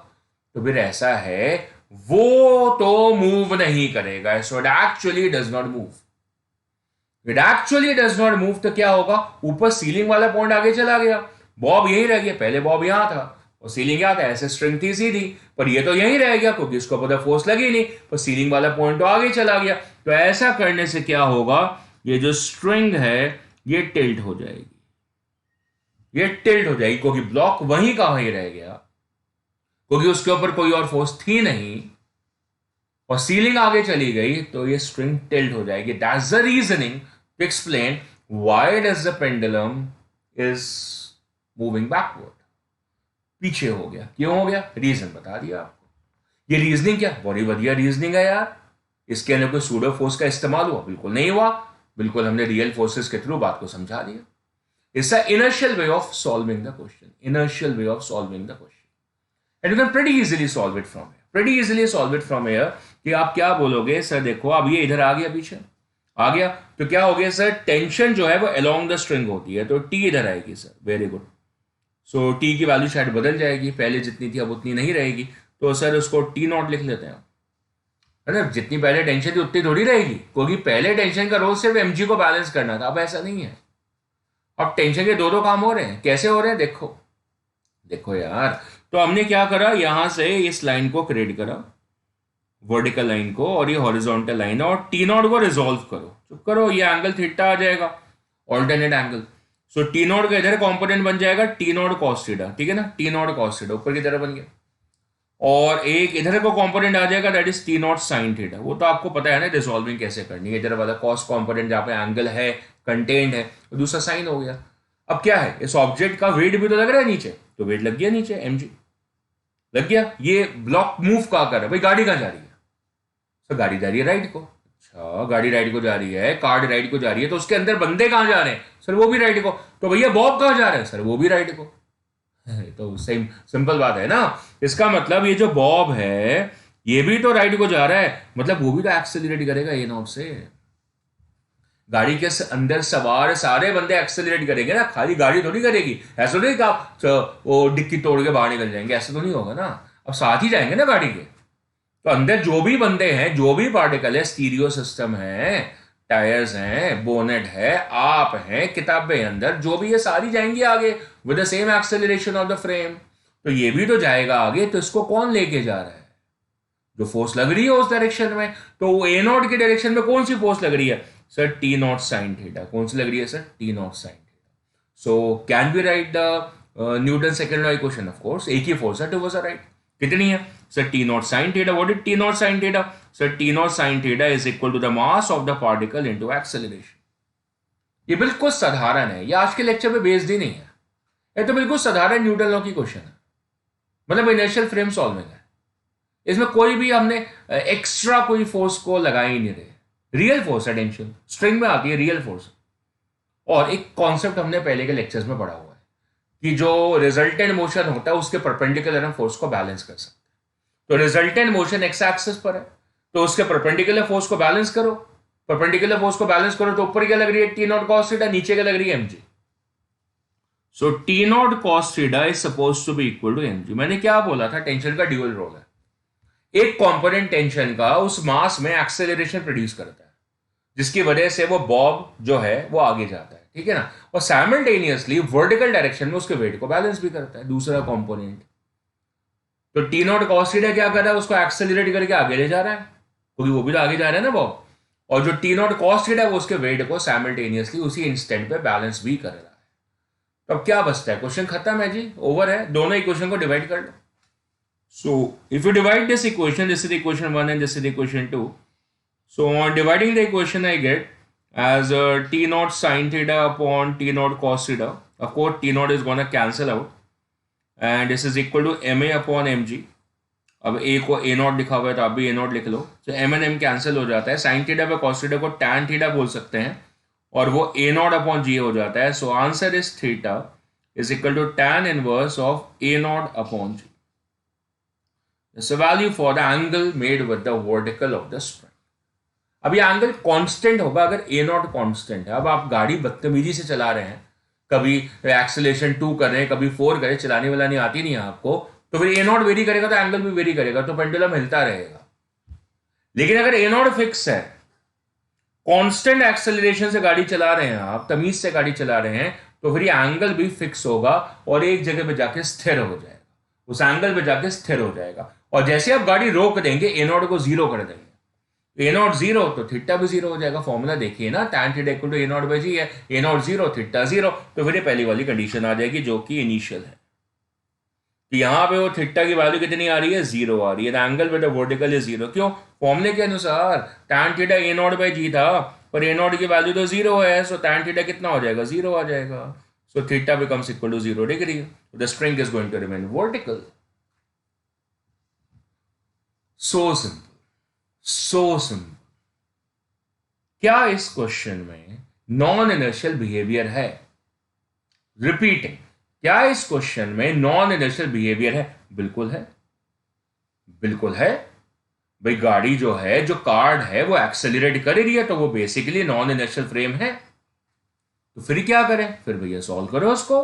कैसे? दूसरी अप्रोच से। What approach? The non inertial approach. So solve the same question by a non-inertial approach, and how do I solve it? That approach is pretty much simple. ये भी सिंपल था पर इसको समझाना पड़ा कि सीलिंग आगे जा रही है। अब मैं क्या कर रहा हूं, अब ये जो कार्ड है इसके अंदर भी तो एक ऑब्जर्वर हो सकता है। अब इस ऑब्जर्वर को राइट है कि सूडो फोर्स लगा सके। क्यों? क्योंकि उसकी खुद की एक्सेलरेशन है, तो वो एक नॉन इनर्शियल ऑब्जर्वर है। He is a non inertial observer जिसकी खुद की एक्सेलरेशन ए है। तो उसने क्या करा, तुरंत उसके ऊपर, किसके ऊपर? इसके ऊपर, इस बॉब के ऊपर एक सूडो लगा दी। कहां लगा दी? Towards the left, towards the left pseudo लगा दी, and that is an unbalanced force on that bob according to him. Ground के रिस्पेक्ट में यह फोर्स नहीं है, क्योंकि ग्राउंड ऑब्जर्वर अगर इस कार्यक्रम को देखेगा तो वो सूडो लगा ही नहीं पाएगा, क्योंकि उसकी खुद की एक्सेलरेशन नहीं है। पर ये जो नॉन इनर्शियल ऑब्जर्वर है उसकी खुद की एक्सेलरेशन है, तो ये इसके ऊपर सूडो लगाएगा। और अगर ये इसके ऊपर सूडो लगाएगा, so that makes us understand कि क्या हो रहा है कि इस पे बैकवर्ड मोशन क्रिएट हो गया है बिकॉज ऑफ द सूडो। अब बात यह आ जाती है कि सूडो की वैल्यू कितनी है। तो सूडो की वैल्यू है मास of this particle multiplied by the acceleration of the observer. और ये जो ऑब्जर्वर है वो तो खुद ही आगे जा रहा है विद एन एक्सेलरेशन है, क्योंकि वो तो फ्रेम के अंदर बैठा है। तो जितनी फ्रेम की एक्सेलरेशन है उतनी उस ऑब्जर्वर की एक्सेलरेशन है। और सूडो कैसे लगती है? मास of the particle multiplied by the acceleration of the observer. तो ऑब्जर्वर की एक्सेलरेशन ए है, तो उस सूडो फोर्स का मैग्नीट्यूड कितना हो गया? What is the magnitude of the pseudo? Small m into A. कहां लग रही है? अरे opposite to observation acceleration. Observer की एक्सेलरेशन का टुवर्ड्स द राइट, फ्रेम का जा रहा है टुवर्ड्स द राइट, तो सूडो का लग गई towards the left. So simple. अब आगे क्या करें? अब ये देखो स्ट्रिंग तो इंक्लाइन फिर से हो गई, बस रियल टाइम सिनेरियो तो वही है। देखो आंसर सेम आएगा, आपकी ट्रीटमेंट अलग है, मेथड अलग है। एक आपका इनिशियल मेथड है जिसमें सूडो फोर्स नहीं होती है, रियल फोर्सेस होती है। और एक आपका नॉन इनिशियल मेथड है, non initial approach of solving the same question, जिसके अंदर रियल फोर्सेस के साथ में सूडो होती है। रियल फोर्स तो है, उसको नहीं गायब कर सकते आप। पुराना जितना आपने पढ़ा, ऐसा नहीं कि आज उसको डब्बे में डाल के बंद कर देंगे कि ये तो नहीं लगेगी, सिर्फ सूडो से क्वेश्चन सॉल्व करेंगे। इतना बिल्कुल नहीं है, इतना बिल्कुल नहीं है। तो mg लगेगी एज इट इज जैसे लगनी चाहिए थी, टेंशन आएगी एज इट इज जैसे लगनी चाहिए थी, एंगल विद द वर्टिकल उतना ही आएगा जितना है। झूठ थोड़ी बोलेंगे हम, झूठ नहीं बोलेंगे। जो रियल फोर्सेज है एज इट इज है, एक्स्ट्रा फोर्स सूडो लगी है, बाकी सारी फोर्सेज एज इट इज। सो फिर ये एंगल आ जाएगा अपना, फिर से कितना आ गया? थीटा आ गया, वेरी गुड। तो इसका कंपोनेंट ऊपर आ गया टी कॉस थीटा, और टुवर्ड्स राइट कितना आ गया? टी साइन थीटा आ गया। अब एक बात बताओ, आप जब गाड़ी के अंदर बैठे हो, आप जो गाड़ी के अंदर बैठे हो, तो गाड़ी का म्यूजिक सिस्टम आपके डिस्ट्रिक्ट में आगे जा रहा है पीछे जा रहा है? सर कहीं नहीं जा रहा, वहीं है। अच्छा, पीछे वाली सीट आपके डिस्ट्रिक्ट में कहाँ जा रही है, आगे या पीछे? सर वहीं है, हमारे डिस्ट्रिक्ट में रेस्ट पर है सर, क्योंकि उस गाड़ी के अंदर। अच्छा, इसका मतलब जो पेंडुलम बॉब है वो भी तो गाड़ी के अंदर है। हाँ सर बिल्कुल है। अगर ये पेंडुलम बॉब गाड़ी के अंदर है तो इसका मतलब वो भी तो इस ऑब्जर्वर के हिसाब से रेस्ट पर होगा। सो पेंडुलम बॉब क्या है? पीछे जरूर हो गया है, पर वो रेस्ट पर है अंदर वाले के रिस्पेक्ट में। अच्छा, बाहर से देखेंगे तो गाड़ी आगे जा रही है, तो पेंडुलम बॉब भी तो आगे जा रहा है। बाहर से देखेंगे तो, अंदर से देखेंगे तो भैया अंदर की सारी कायनात रेस्ट पर है कि नहीं? बिल्कुल है, हमारी सारी सराउंडिंग रेस्ट पर है गाड़ी की, तो बॉब भी रेस्ट पर है, ये बढ़िया है। तो फोर्स बैलेंस करो। अच्छा वेरी गुड, तो हॉरिजॉन्टल बैलेंस करो। सो देखो टी साइन थीटा आगे लग रहा है, जो कि इस सूडो को बैलेंस कर रहा है, तभी तो वो रेस्ट पर है। So we have T sine theta as equal to m a. ये हॉरिजॉन्टल फोर्स को बैलेंस करके मिल गया, और वर्टिकल साइड को बैलेंस करो तो ऊपर कितना है? टी कॉस थीटा, और नीचे कितना है? M G. So we get T cos theta as equal to M G, और फिर आप इन दोनों को डिवाइड करिए। So you get sine theta पे cos theta as tan theta. अच्छा, टी को टी नॉट लिख लो जैसे पहले लिखा हुआ था, है ना? राइट। सो tan थीटा कितना हो जाएगा? m और m cancel, a by g। The answer which I promise is once again coming out to be same. The answer is not coming different, is exactly the same, is not changing. That's tan inverse of a naught by g, tan inverse a by g. A is the horizontal acceleration. You can see what is happening over there, right? You can see what is happening in the animation. See, as this is moving towards the left, the pendulum deviates towards the right. सही है कि नहीं है? बिल्कुल सही है। समझ आ रही है कि नहीं आ रही है? पेंडुलम कहां चला गया? टुवर्ड्स द राइट चला गया। क्यों? क्योंकि नॉन इनिशियल फ्रेम है, because it's a non inertial frame. और देखो पेंडुलम उसी पोजीशन पर है, बार बार हिल नहीं रहा, because the frame is moving with a constant acceleration, that's why. अब इस क्वेश्चन को अप्रोच करने के लिए हमारे पास दो तरीके थे। तो पहले वाला तरीका क्या? देखो ये तो पता चल गया कि पेंडुलम पीछे हो गया, स्ट्रिंग में टेंशन आ गई, टेंशन के कंपोनेंट आ गए, एक कंपोनेंट ऊपर आएगा टी कॉस थीटा, जो कि वेट को बैलेंस करेगा। दूसरा कंपोनेंट टुवर्ड्स द लेफ्ट आ रहा है टी साइन थीटा, अरे वही तो उसमें एक्सेलरेशन प्रोड्यूस करेगा। So Newton second law equation लगाओ, T sine theta equal to mass into acceleration. फिर दोनों को डिवाइड कर लो, so T and T cancel हो जाएगा, sine theta by cos theta, tan theta आ जाएगा, tan theta equal to A by G आ जाएगा। अब सेकंड अप्रोच है by the non inertial frame. अभी अंदर बैठ के देख रहे हैं तो ये पीछे गया और रुक गया वहीं पे। अब हमने कहा चलो देखो भाई ये पीछे की तरफ क्यों गया, हमने उसकी रीजनिंग ढूंढी तो पता चला अरे रीजनिंग क्या है? सूडो। और सूडो कैसे लगती है? Opposite to frame acceleration. तो गाड़ी कहां जा रही थी? टुवर्ड्स द लेफ्ट, तो ये कहां लगी? Towards the right. कितनी? Mass of the particle into acceleration of the frame, frame towards the left, ये pseudo force towards the right. बाकी फोर्सेस रियल थी, टेंशन एंड mg, उसके कंपोनेंट एज इट इज थे t cos theta t sin थीटा. So t cos theta mg को balance करा और इस बार t sin थीटा ma को बैलेंस कर गया. So that explains to us that you can solve the same question. Answer आपका सेम आ रहा है, आंसर आपका दोनों से सेम आ रहा है. पहले वाले केस में एक्चुअली में गाड़ी मूव करती हुई दिखी, दूसरे वाले केस में नहीं दिखी, क्योंकि आप ऑब्जर्वर के अंदर से देख रहे थे. ऑब्जर्वर मतलब कहाँ था, फ्रेम के अंदर, तो उसके रिस्पेक्ट में गाड़ी रेस्ट पर है. So idea of the observer different है, आंसर सेम आएगा, answer is not going to change. तो चलो ये हमारा आर्टिकल कंप्लीट हो जाता है. इनर्शियल और नॉन इनर्शियल फ्रेम से सेम क्वेश्चन को हमने करा और हमें पता चला कि आप किसी भी फ्रेम से क्वेश्चन को सॉल्व करो, उससे आंसर पे फर्क नहीं आएगा. अप्रोच डिफरेंट है, आंसर पे फर्क नहीं आएगा. So it was an inertial approach. पहली वाली इट्स एन इनर्शियल अप्रोच जिसके अंदर कोई सूडो फोर्स नहीं है. मेंशन करो, there is no pseudo force in this, but there is of course the real forces are there. Real forces का मतलब बता चुका हूँ, टेंशन mg यहाँ पे लगी वो है. बट नॉन इनर्शियल फ्रेम में रियल फोर्स तो लगेगी, वो तो लगनी है. जो एक्स्ट्रा फोर्स है that is suppose to be the pseudo, और वो सूडो फोर्स हमने सबसे पहले लगाई, that is m into a, and then the question was solved in an easier format. चलो बात समझ में आती है. तब हम थोड़ा इंट्रिकेट क्वेश्चंस करते हैं, थोड़े बढ़िया क्वेश्चन करते हैं. जो पहले वाले क्वेश्चन आपने देखे वो आपको किसी भी किताब में, बेसिक्स में, सब जगह मिल जाएंगे. और now the question which I going to discuss with you are specific good quality questions. तो अब इसके अंदर आप देखें, इसके अंदर काफ़ी सारा कार्यक्रम है. यहाँ पे there are so many objects over there. There is a cart which is moving towards the right with an acceleration, as you can see. See it carefully. There is a cart which is moving towards the right with an acceleration a. ये acceleration given है इसकी. And there is a dog and there is a man. Right? There is a dog and there is a man. There are actually two men over there. दोनों के नाम अलग है, दोनों की शर्ट के कलर भी अलग है. अच्छा, जो ए वाला है, एक तो वो कार्ड के ऊपर है और उसकी शर्ट नीली है और उसकी एक्सेलरेशन a/3 और टूवर्ड्स द लेफ्ट है. पर अपने जो बी वाला है वो वधिया बंदा है, वो कहीं कहीं एक्सेलरेट नहीं कर रहा, ग्राउंड ऑब्जर्वर है. क्या है बी अपना, he is a ground observer, he is not accelerating at all. ठीक है ना, ग्राउंड पर एक्चुअली में ग्राउंड पर है और रेस्ट पर है, ग्राउंड ऑब्जर्वर है. ये अपना नॉन इनर्शियल ऑब्जर्वर हो गया. नॉन इनर्शियल ऑब्जर्वर है, उसकी एक्सेलरेशन है, वो एक एक्सेलरेटिंग फ्रेम के ऊपर है और खुद भी भाग रहा है, उसके खुद की भी acceleration.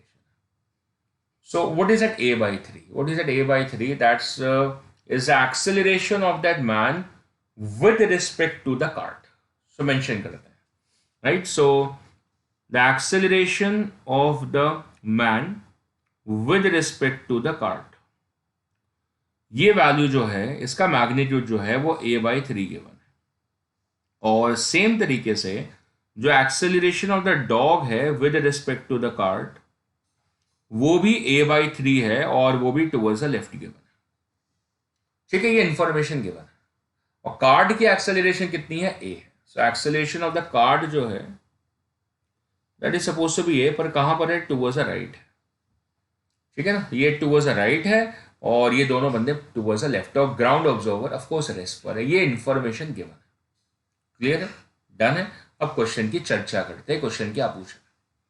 So the first part of the question is asking to me the force experienced by the dog as seen by the observer on the ground.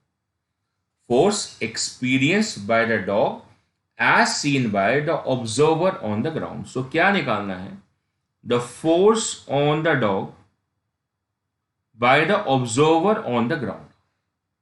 So that's the force on the dog by the as observed by the ground. ये निकालना. So that is mass into acceleration of the dog with respect to the ground. ये है question basically, यही निकालना, pretty much यही निकालना. Very good. So can I write this as this is equal to the mass into the acceleration of the dog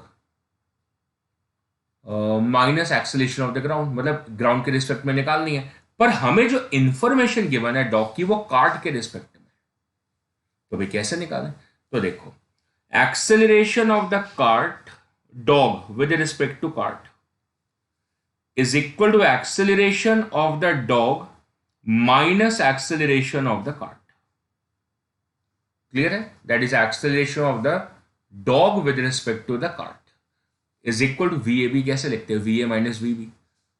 है ना। वैसे ही relative acceleration कैसे लिखते हैं, acceleration of a minus acceleration of b. यहाँ पे वो बंदे कौन है, एक तो डॉग एक तो कार्ट, दोनों मूव कर रहे हैं, दोनों एक्सेलरेट कर रहे हैं, डॉग भी और कार्ट भी। करेक्ट है। सो अब इसको आप एडिशनली कैसे लिख सकते हो, acceleration of the dog with respect to the ground and minus acceleration of the cart with respect to the ground. Very true.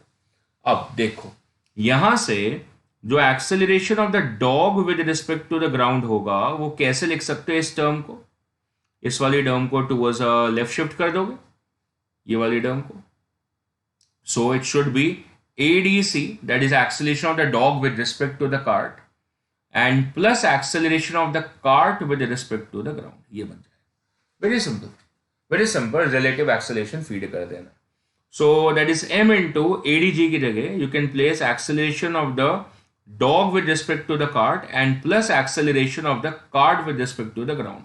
ये मैंने प्रॉपर वेक्टर के तरीके से लिखा है, या मतलब प्रॉपरली आपको समझाने के लिए पूरा लिखा है कि आपको कोई गलती फील ना हो, पर आप जब खुद करेंगे एक बार दोबारा तो आपको ये बहुत इजी फील होगा। So acceleration of the dog with respect to the cart question में गिवन है, वो a/3 है, पर कहां पर है, that is towards the left. ये है ना, कहां पर है, towards the left. So that's a/3 minus i cap लिख देते हैं। So that's a/3 minus of I cap and that's plus acceleration of the cart. वो कहां पर है, कार्ट जा रही थी टूवर्ड्स द राइट, कहां जा रही थी, टूवर्ड्स द राइट। कितनी एक्सेलरेशन से, a से। So that is plus of a i cap. Dog कहां जा रहा था, towards the left with respect to the cart, और कार्ट खुद कहां जा रही है, with respect to the ground, towards the right. So simple. So I think the question is done. That's a minus a/3 हो जाएगा, a minus a/3, दैट्स 2a/3, that is m into 2a/3 of I cap. That becomes the answer to the question. That's the force on the dog with respect to the ground. With respect to the ground का मतलब क्या है, जो ground पे बंदा खड़ा है उसके हिसाब से डॉग की फोर्स कितनी है, डॉग के ऊपर फोर्स कितनी है, तो that is 2ma/3।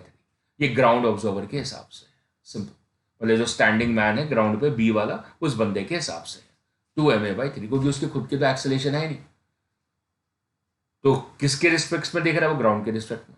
So that is 2ma/3। Done है। चलो ये हो गया A part. B part, force on the dog relative to man है, सिंपल है। The force on the dog relative to the man A, correct. Okay, तो इसको ऐसे लिख सकते हैं, that's the mass into acceleration of the dog with respect to the A, man A.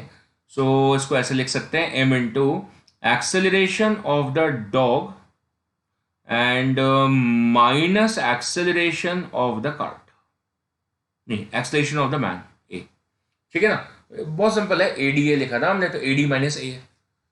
Acceleration of a with respect to b कितना लिखेंगे, acceleration of a minus acceleration of b. तो same तरीके से ADA को कैसे लिखा, AD minus AA। अब इसमें एडिशनल हम ये लिख देते हैं ADC and AAC. That's acceleration of the dog with respect to the cart and minus acceleration of the man A with respect to the cart. Simple. पर मजेदार बात क्या है कि जो दोनों वैल्यूज हैं, acceleration of the dog with respect to the cart वो भी a/3 है, और acceleration of the man a, ये मैन है ना ए वाला, उसकी भी with respect to cart a/3, और दोनों की टूवर्ड्स द लेफ्ट है, दोनों टूवर्ड्स द लेफ्ट जा रहे हैं। मैन भी टूवर्ड्स द लेफ्ट है एक्सेलरेटिंग, और डॉग भी टूवर्ड्स द लेफ्ट है एक्सेलरेटिंग। दोनों की a/3 माइनस आई कैप है। So hence this becomes a/3 minus of I cap and minus of a/3 minus of I cap. ये तो पूरी तरीके से कैंसल्ड है and answer is coming as 0। वैसे भी देखो बहुत आसान सा क्वेश्चन, तो मैंने वेक्टर से लिख के दिखा दिया, पर आराम से देखो यार, बड़े ध्यान से देखो। ये जो दोनों बंदे हैं, ये वाला बंदे नहीं, एक बंदा एक डॉग जो है, दोनों की एक्सेलरेशन a/3 गिवन है कार्ट के रिस्पेक्ट में, a/3। इसका मतलब दोनों का डिस्प्लेसमेंट सेम आएगा, क्योंकि दोनों की एक्सेलरेशन सेम है। तो दोनों का डिस्प्लेसमेंट अगर सेम आएगा तो दोनों के बीच का डिस्टेंस बदलेगा ही नहीं ना। तो दोनों के बीच का डिस्टेंस नहीं बदलेगा, दोनों के बीच में जो रिलेटिव वेलोसिटी है वो नहीं बदलेगी, तो रिलेटिव एक्सेलरेशन 0 है ना। दोनों सेम डायरेक्शन में है, तो रिलेटिव क्या करते हैं, सेम डायरेक्शन में माइनस हो जाते हैं। a/3 माइनस a/3 सीधा 0 हो गया। तो डॉग को नहीं लग रहा कि मैन के ऊपर कोई फोर्स लग रही है, मैन को नहीं लग रहा कि डॉग के ऊपर कोई फोर्स लग रही है, क्योंकि वो दोनों सेम रेट से भाग रहे हैं। सेम रेट से एक्सेलरेट करके भाग रहे हैं। तो बी पार्ट तो डन। अब रह जाता है सी पार्ट। ये बहुत बढ़िया पार्ट है सी पार्ट। इसमें गलतियां कर देते हैं, नहीं करेंगे हम लोग। Pseudo force on the dog as seen by the man है। अच्छा, सो लिखते हैं properly. That's a pseudo force on the dog, that's a force on the dog, that's a pseudo force on the dog as seen by the man. Pseudo force on the dog as seen by the man. ठीक है, so that should be the force on the dog, and with respect to the man है, ये लिखा ना। तो अब क्या है, जो मैन ए है पहले उसकी एक्सेलरेशन निकालो कितनी, किसकी, मैन ए की, फिर क्वेश्चन बनाएंगे। तो पहले निकालते हैं कि जो मैन है उसकी एक्सेलरेशन है कितनी। आप बोलोगे सर a/3 है ना, a/3 जो है उसकी जो एक्सेलरेशन है वो कार्ड के रिस्पेक्ट में, तो उसकी एक्चुअल कितनी है पहले वो निकालो। तो निकालते हैं। So that is acceleration of the man with respect to card. कैसे लिखोगे, acceleration of the man minus acceleration of the card, simple. So therefore acceleration of the man मतलब विद रिस्पेक्ट टू ग्राउंड आएगी, is acceleration of the man with respect to card plus AC। ये simple, ये वाली डम को इधर ले गए। अब देखो, man with respect to card कितनी थी, a/3 minus of i cap, और कार्ड किधर जा रही थी, towards the right, so that is plus of a क्या, i कैप। सही है कि नहीं, ये मैन की मतलब ऑब्जर्वर। ध्यान से देखो, द सूडो फोर्स डॉग पे किसकी वजह से पूछी, as observed by the man. Man observer है, उसके रिस्पेक्ट में। तो ऑब्जर्वर की एक्सेलरेशन ढूंढो ना, एक्चुअली में कितनी है, a/3 धोखा है। a/3 जो मैन की गिवन है कार्ड फ्रेम के रिस्पेक्ट में, वो उसकी एक्चुअल एक्सेलरेशन नहीं है। तो एक्चुअल ढूंढी हमने, सो एक्चुअल ये एक्सेलरेशन है ग्राउंड के रिस्पेक्ट में जितनी आएगी, कितनी आ रही है, man with respect to card कितनी थी, a/3 माइनस i कैप, और कार्ड की कितनी थी, towards the right ai cap, ये आ गई twice of a/3 i cap. ये है क्वेश्चन, ये मैन की एक्सेलरेशन, मैन ऑब्जर्वर है। तो सूडो फोर्स कैसे लिखते हो, how do you write a pseudo force, the pseudo force is suppose to be equal to the mass of the dog. Mass of the dog कितना है, m, dog का mass given नहीं है। सो dog का जो मास है, let's say that is suppose to be m, that's the mass of the dog. तब से यूज कर ही रहे हैं ना, डॉग का mass m into acceleration of the observer. So into the acceleration of the observer. So लिख लो भाई, एक्सेलरेशन ऑफ द ऑब्जर्वर कितनी है, नहीं, सो acceleration of the observer, acceleration of the observer कितनी है, 2a/3, so that is 2a/3 of i cap, that becomes a value for the pseudo force on the dog. That's a pseudo force on the dog, where that is a mass of the dog into the acceleration of the observer. और acceleration of the observer आपने निकाल ली, कितनी आ रही है, 2a/3 i cap, और ये force लगेगी कहां पे, where is this particular force is going to act, that's going to act in the opposite direction, so hence it should be minus of i cap. It is a pseudo force acting on the dog. Simplicity से question done है, simplicity से done है, and let's see the next question how it appears.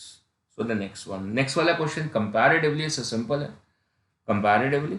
So let's see the question. It says find a pseudo force acting on the block of the mass m placed on the trolley car. So very simple, very simple. So the force on this will be equal to the force on this will be in this direction, simple. अगर मैं simply कोई equation ही ना लिखूं तो simply done है कि इसके ऊपर सूडो फोर्स कहां लगेगी, फ्रेम एक्सेलरेशन के ऑपोजिट, frame acceleration towards the right है, तो इसके ऊपर सूडो कहां लगेगी, towards the left. So hence the force on this, that's the pseudo on this, should be equal to the m into a, और कहां लगेगी, माइनस ऑफ i कैप पे, डन है। Next question over here, now the question says we have the two trolleys 1 and 2 which are moving with the acceleration a1 and a2. दो trolleys हैं, तो ये acceleration पहले वाली ट्रॉली की a1 है और ये दूसरे वाली ट्रॉली की कितनी है, a2 है। These are the accelerations given in the same direction, दोनों एक्सेलरेशन सेम डायरेक्शन में। A block of mass m on the trolley 1 is in equilibrium from the frame of observer stationary with respect to the trolley 2. ध्यान से सुनो question को, language twist करने की कोशिश करें, हम होंगे नहीं। ये वाला जो ऑब्जर्वर है ये ट्रॉली 2 के रिस्पेक्ट में स्टेशनरी है, ये मेंशन करा हुआ है, observer stationary with respect to trolley 2। तो ये हमारा ऑब्जर्वर O2 बना देते हैं, this is the O2 observer, जो कि क्या है, फ्रेम 2 के रिस्पेक्ट में रेस्ट पर है, मतलब उसकी खुद की एक्सेलरेशन A2 हो जाएगी, क्योंकि वो सेकेंड ट्रॉली के रिस्पेक्ट में रेस्ट पर है। तो जिस रेट से ट्रॉली आगे जा रही है सेकेंड वाली, उसी रेट से वो भी आगे जा रहा है, राइट। वो ये देख रहा है कि ये जो ब्लॉक है ना, ये जो ब्लॉक है it is in a state of rest, इसके हिसाब से। So block is in a state of rest that is in equilibrium with respect to this observer. ये पूरी लैंग्वेज का मतलब आ गया। अब क्वेश्चन क्या कह रहा है, बहुत simple, the magnitude of friction force on the block due to trolley other than the friction force, और कोई फोर्स नहीं है, ये भी क्वेश्चन कह रहा है, और कोई फोर्स हॉरिजॉन्टली नहीं लगी हुई है। तो बस आपको ये बताना है कि O2 ऑब्जर्वर की नजर में जो M ब्लॉक पड़ा हुआ है ट्रॉली 1 पे, उसके ऊपर फ्रिक्शन फोर्स कितनी है, और O2 ऑब्जर्वर को क्या लग रहा है कि वो ब्लॉक रेस्ट पर है। चलो अभी बहुत आसान क्वेश्चन है, बहुत इजीली हो जाएगा। ये जो ब्लॉक है ये रेस्ट पर है, एक्चुअली में इसके ऊपर नहीं, इस ऑब्जर्वर के रिस्पेक्ट में। तो पहले ये देखते हैं कि ये ऑब्जर्वर इस ब्लॉक पे कितनी फोर्स, सूडो फोर्स लगाएगा। तो सूडो फोर्स लगाने दो उसको, तो उसने सूडो फोर्स लगाई उसके ऊपर, तो उसने उसके ऊपर सूडो फोर्स कितनी लगाई, ये लगा दी। वो कितनी सूडो फोर्स लगाई उसके ऊपर, और that pseudo force is suppose to be equal to M into A2, ये लगा दी। दैट्स अ सूडो फोर्स होने, कितनी लगाई, that is M into A2, लग गई उसके ऊपर, है ना, इसने लगाई। The acceleration of that block with respect to M, तो वो तो इसके रिस्पेक्ट में रेस्ट पर ही था, सो that is M into A2, पीछे लग गई। अब ये ब्लॉक क्या रेस्ट पर है, ये कैसे रेस्ट पर हो सकता है, ताही रेस्ट पर हो सकता है जब इसके ऊपर कोई और फोर्स हो, और वो फोर्स कहां लगनी चाहिए, टुवर्ड्स द राइट, ताही तो MA2 को बैलेंस करेगी। इसकी नजर से, किसके नजर से, O2 के नजर से, वो ब्लॉक रेस्ट पर है। ये उसके ऊपर सूडो लगाएगा, बिल्कुल लगाएगा, क्योंकि ये खुद नॉन इनर्शियल है। तो कितनी लगाएगा, मास of that block into acceleration of the observer, observer की खुद की एक्सेलरेशन कितनी है, A2, और कहां लगाएगा, पीछे, क्योंकि ऑब्जर्वर खुद आगे जा रहा है। तो उस ब्लॉक पे सूडो कहां लगेगी, पीछे, और वो ब्लॉक अब रेस्ट पर है। अगर वो ब्लॉक रेस्ट पर है तो इसका मतलब उस पर फ्रिक्शन लगेगी, और फ्रिक्शन कहां लगनी चाहिए, that's opposite to this applied force, तो यहां लगनी चाहिए। So that should be the friction, और ये क्वेश्चन खत्म हो जाता है कि फ्रिक्शन की वैल्यू कितनी होगी, MA2 के बराबर होगी, और डायरेक्शन कहां होगा, टुवर्ड्स द राइट, तब ये ब्लॉक रेस्ट पर होगा इसके नजर से। वेरी क्लियर, अंडरस्टूड है, वेरी क्लियर, क्लियरली अंडरस्टूड है। फ्रिक्शन की वैल्यू MA2 है, सूडो फोर्स के बराबर होगी। सूडो फोर्स क्यों लगी, बिकॉज ऑब्जर्वर की निगाह से वो रेस्ट पर है, और ऑब्जर्वर खुद नॉन इनर्शियल था, he was a non inertial observer. तो सूडो फोर्स कैसे लिखते हैं, mass of that object into the acceleration of that observer of the frame, easily done. Next question, similar kind of question है। इससे there are two trolleys A and B are moving with acceleration A and 2A. There are the two trolleys in the same direction में move करेंगे। To an observer in the trolley A, find the magnitude of the pseudo force acting on the block of mass M on the trolley B. तो observer ये है, he is an observer, ये क्या है, वो non inertial observer है। Non inertial observer की acceleration कितनी है, A के बराबर है। तो ये जो पर्टिकुलर ब्लॉक है इसके ऊपर सूडो फोर्स कितनी है वो बतानी है। तो बहुत ही आसान क्वेश्चन हो गया कि इस ब्लॉक के ऊपर जो सूडो फोर्स है that has to be according to this observer, और ये ऑब्जर्वर खुद तो राइट को जा रहा है, इसकी एक्सेलरेशन तो खुद को राइट को है, क्योंकि वो इस कार्ड के ऊपर है, जो कार्ड खुद A को जा रहा है। तो उस ब्लॉक पे सूडो कहां लगाएगा, पीछे लगाएगा, is going to apply in the backward direction. तो सूडो की वैल्यू कितनी आ गई, what's the value for the pseudo, that is simple, that is equal to mass of this into acceleration, कहां लग रही है, माइनस ऑफ आई कैप पे, पीछे लग रही है। तो that's MA minus of I cap is suppose to be the result, simply done, right. So बहुत आसान सी बात हो गई है, बहुत आसान सी बात होगी, हमें ये बात समझ में आ गई है that we are talking about the pseudo force that is the mass of the particle into acceleration of the observer, into acceleration of the observer. देखो अगर ये ऑब्जर्वर यहां होता इस पे, तो इसके नजर से, इस ऑब्जर्वर की नजर से सूडो फोर्स डिफरेंट आती, क्योंकि इसके नजर से जो सूडो फोर्स इसके ऊपर आनी चाहिए थी वो कितनी आनी चाहिए थी इस डायरेक्शन में, और कितनी m/2 है ये आनी चाहिए। That should be the pseudo force. So ध्यान रखिए, हमने ना इसलिए इनिशियल पार्ट में ये बात बोली थी that primarily it is supposed to be the mass of the object into the acceleration of the observer, slash frame लिखा था, ठीक है ना। तो अब इसको किस फ्रेम से देखना है, उस फ्रेम को ऑब्जर्वर देखेंगे। तो अब इसको किससे देखना था, पहले वाले फ्रेम से, तो उस फ्रेम को ऑब्जर्वर है, तो फिर एक्सेलरेशन उस फ्रेम और उस ऑब्जर्वर की यूज होगी। तो ये आंसर आपका डेवलप हो गया। अब अगर आपको इस फ्रेम से देखना है, जो सेकंड वाला फ्रेम है, ये वाला जो फ्रेम है, तो उस फ्रेम को ऑब्जर्वर देखोगे तो उसकी एक्सेलरेशन कितनी है, 2a है। इसलिए सूडो फोर्स की वैल्यू कितनी आएगी, the value for the pseudo force now because of the this frame, the second frame और the second observer, that is equal to m/2a minus of i cap. ये आपका result आ जाएगा, simple. इस block खुद इन state of rest, ठीक है ना, block खुद मूव नहीं कर रहा था। इस वाले केस में भी ब्लॉक खुद मूव नहीं कर रहा था, इस वाले केस में भी ब्लॉक खुद मूव नहीं कर रहा था। एक ही क्वेश्चन अलग था जिसके अंदर ये डॉग जो था वो खुद एक्सेलरेट कर रहा था, करेक्ट है। बाकी सारे केसेस के अंदर वो ब्लॉक खुद रेस्ट पे था, खुद उसकी कोई एक्सेलरेशन नहीं गिवन थी। सो बहुत सिंपली हमने क्या करा, the pseudo on this is equal to mass of that into acceleration of the frame. So सारे क्वेश्चन को रिवाइज कर लो। इस वाले केस में सूडो कैसे लिखिए, that is a mass of this, quickly check करें, mass of this into the acceleration of the frame, और direction opposite to frame acceleration. तो फ्रेम की एक्सेलरेशन टुवर्ड्स द राइट थी, तो ब्लॉक की ऊपर जो फोर्स लगेगी टुवर्ड्स द लेफ्ट लगेगी। ये क्वेश्चन इजीली डन हो गया। फिर इस वाले केस में इस ब्लॉक के ऊपर सूडो किसकी वजह से देखनी है, इस फ्रेम की वजह से, इस वाले फ्रेम की वजह से। तो इस फ्रेम को ऑब्जर्वर देखा हमने, तो उस फ्रेम के ऑब्जर्वर की एक्सेलरेशन कितनी है, a2, तो इसके ऊपर सूडो कितनी लगी, that is m/a2, very easily. और कहां लगी, जहां भी वो फ्रेम जा रहा था, कहां जा रहा था ये वाला frame, towards the right I cap पे, इसके ऊपर कहां लगी, that is m/a2 of minus of I cap, that's the pseudo acting on it, so simple. फिर इस वाले क्वेश्चन में हमने देखा तो बहुत सिंपल था, जब हमने इसको इस ब्लॉक के ऊपर सूडो किससे देखनी थी, पहले वाले फ्रेम से, तो पहले वाला फ्रेम कहां जा रहा था, टुवर्ड्स द राइट, तो उसके ऊपर सूडो कहां लगेगी, टुवर्ड्स द लेफ्ट, तो टुवर्ड्स द लेफ्ट लग गई, माइनस आई कैप आ गई। और magnitude m into acceleration of that frame, जिसके रिस्पेक्ट में देख रहे हो, तो इस फ्रेम की एक्सेलरेशन कितनी थी, a, तो m/a आ गई। और फिर आपने इसी ब्लॉक के ऊपर अब सूडो फोर्स किसकी वजह से देखी, with respect to the frame 2, तो फ्रेम 2 कहां जा रहा था, टुवर्ड्स द राइट, तो इसके ऊपर सूडो कहां आएगी, टुवर्ड्स द लेफ्ट।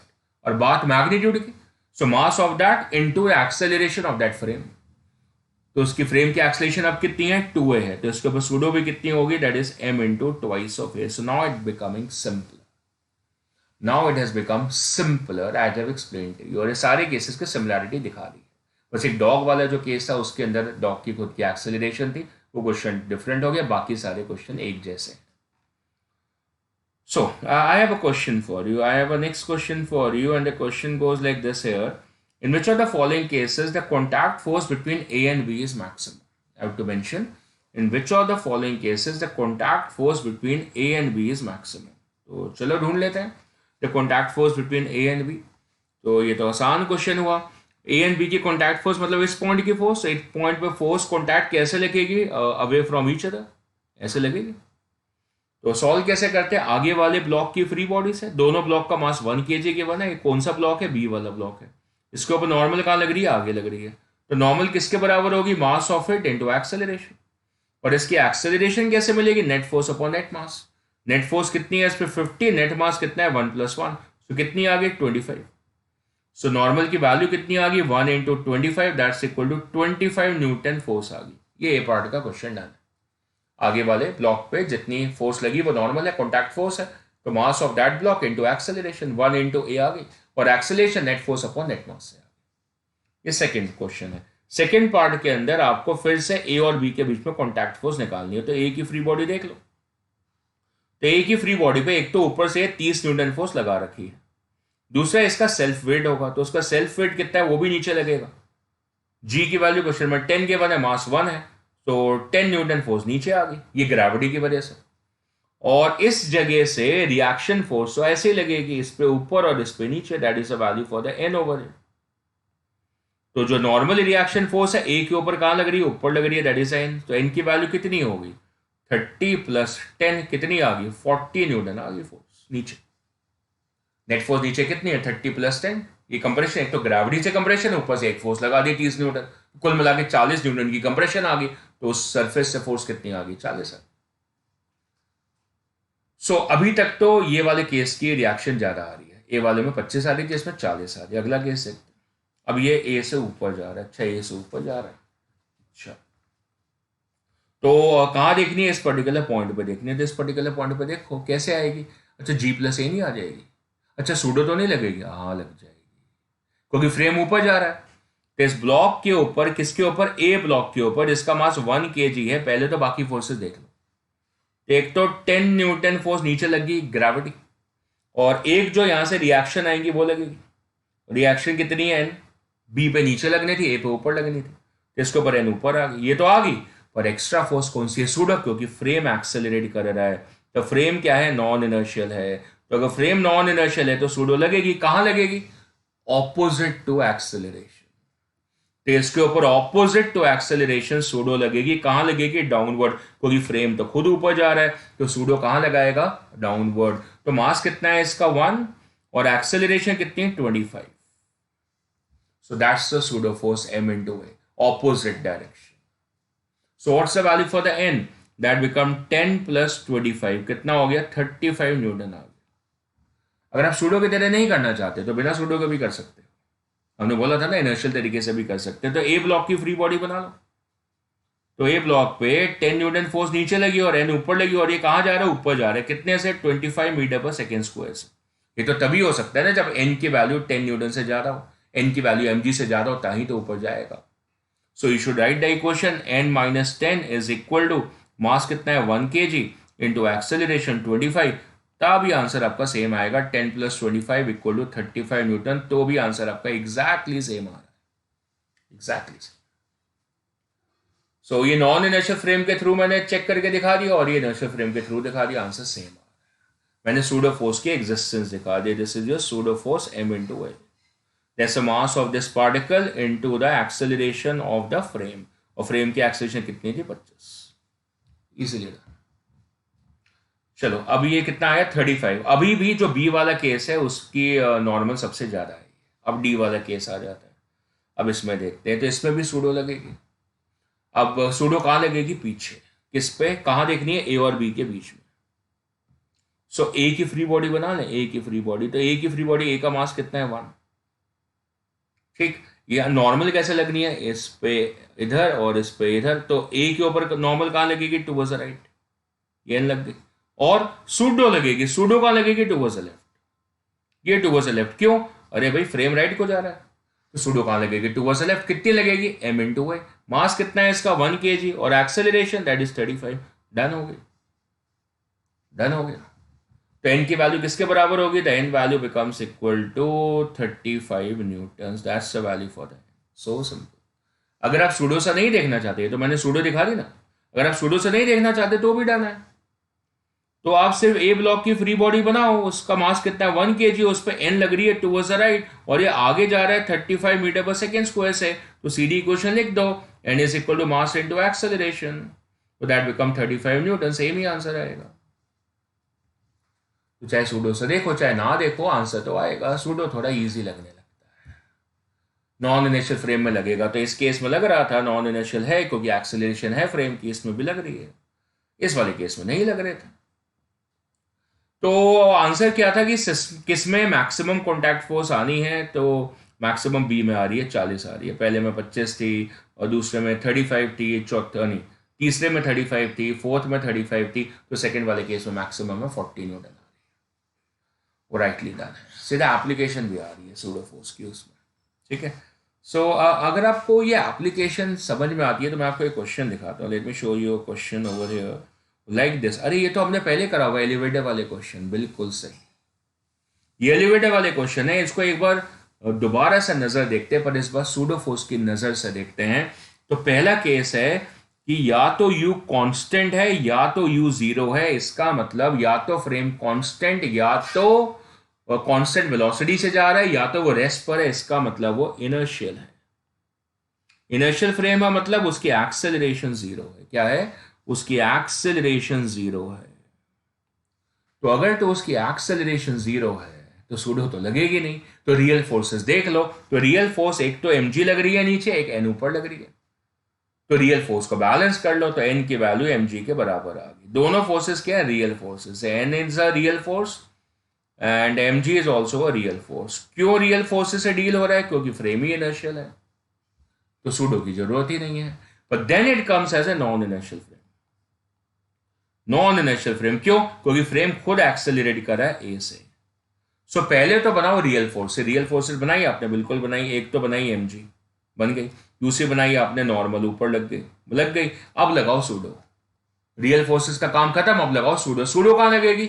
और फ्रेम एक्सेलरेशन के ऑपोजिट। तो फ्रेम किधर एक्सेलरेट करा? ऊपर, है ना? फ्रेम किधर एक्सेलरेट करा? ऊपर। तो इसको पे सूडो कहां लगेगी? ऑपोजिट। कहां? नीचे। So the pseudo acts on it where? Downward. कितनी? Mass of this particle into acceleration of the frame. Frame की एक्सेलरेशन ऊपर थी तो सूडो कहां लगी? नीचे। खत्म। अब फोर्सेस बैलेंस कर लो। तो फोर्सेस बैलेंस कर लो तो n ऊपर लगा है, ma नीचे और mg नीचे। So n become ma plus mg। Check in ma and mg are acting downward. Pseudo नीचे लगी क्योंकि फ्रेम ऊपर जा रहा था। सूडो का लगती है ऑपोजिट टू फ्रेम एक्सेलरेशन। पत्थर वाला केस है ना। पत्थर कहां जा रहा था? पत्थर एक्चुअली कहीं नहीं जा रहा था। पत्थर एक्चुअली कहीं नहीं जा रहा था, पर हम कहां जा रहे थे? Towards right. तो पत्थर कहां दिखा हमें? जाता हुआ टुवर्ड्स लेफ्ट। मतलब फ्रेम कहां जा रहा था? Towards right. तो सूडो कहां लगी? Towards left. तो फ्रेम कहां जा रहा है? ऊपर। तो सूडो कहां लगी? नीचे। कितनी? Mass of the particle into acceleration of the frame. Direction नीचे है, मैग्नीट्यूड कितना है? ma। पर m किसका? पार्टिकल का मास। a किसकी? फ्रेम की एक्सेलरेशन। n कितना है? ma plus mg। n is more than mg, पता ही है हमें। पुरानी एनालिसिस से, लास्ट लेक्चर से, लास्ट टू लास्ट लेक्चर से पता है। क्या पता है? कि apparent weight is more than true weight when the frame accelerates upward। Answer same आएगा। जब फ्रेम ऊपर एक्सेलरेट करता है तो apparent रीडिंग ट्रू रीडिंग से ज्यादा आती है। ये बात हमने न्यूटन लॉ की फ्री बॉडी डायग्राम से ऑलरेडी देखी हुई है। आज ये थोड़ा सोखा लग रहा है, इजी लग रहा है, because of the idea of the pseudo force. थोड़ा आसान सा लग रहा है वैसा ही आसान सा लग रहा है।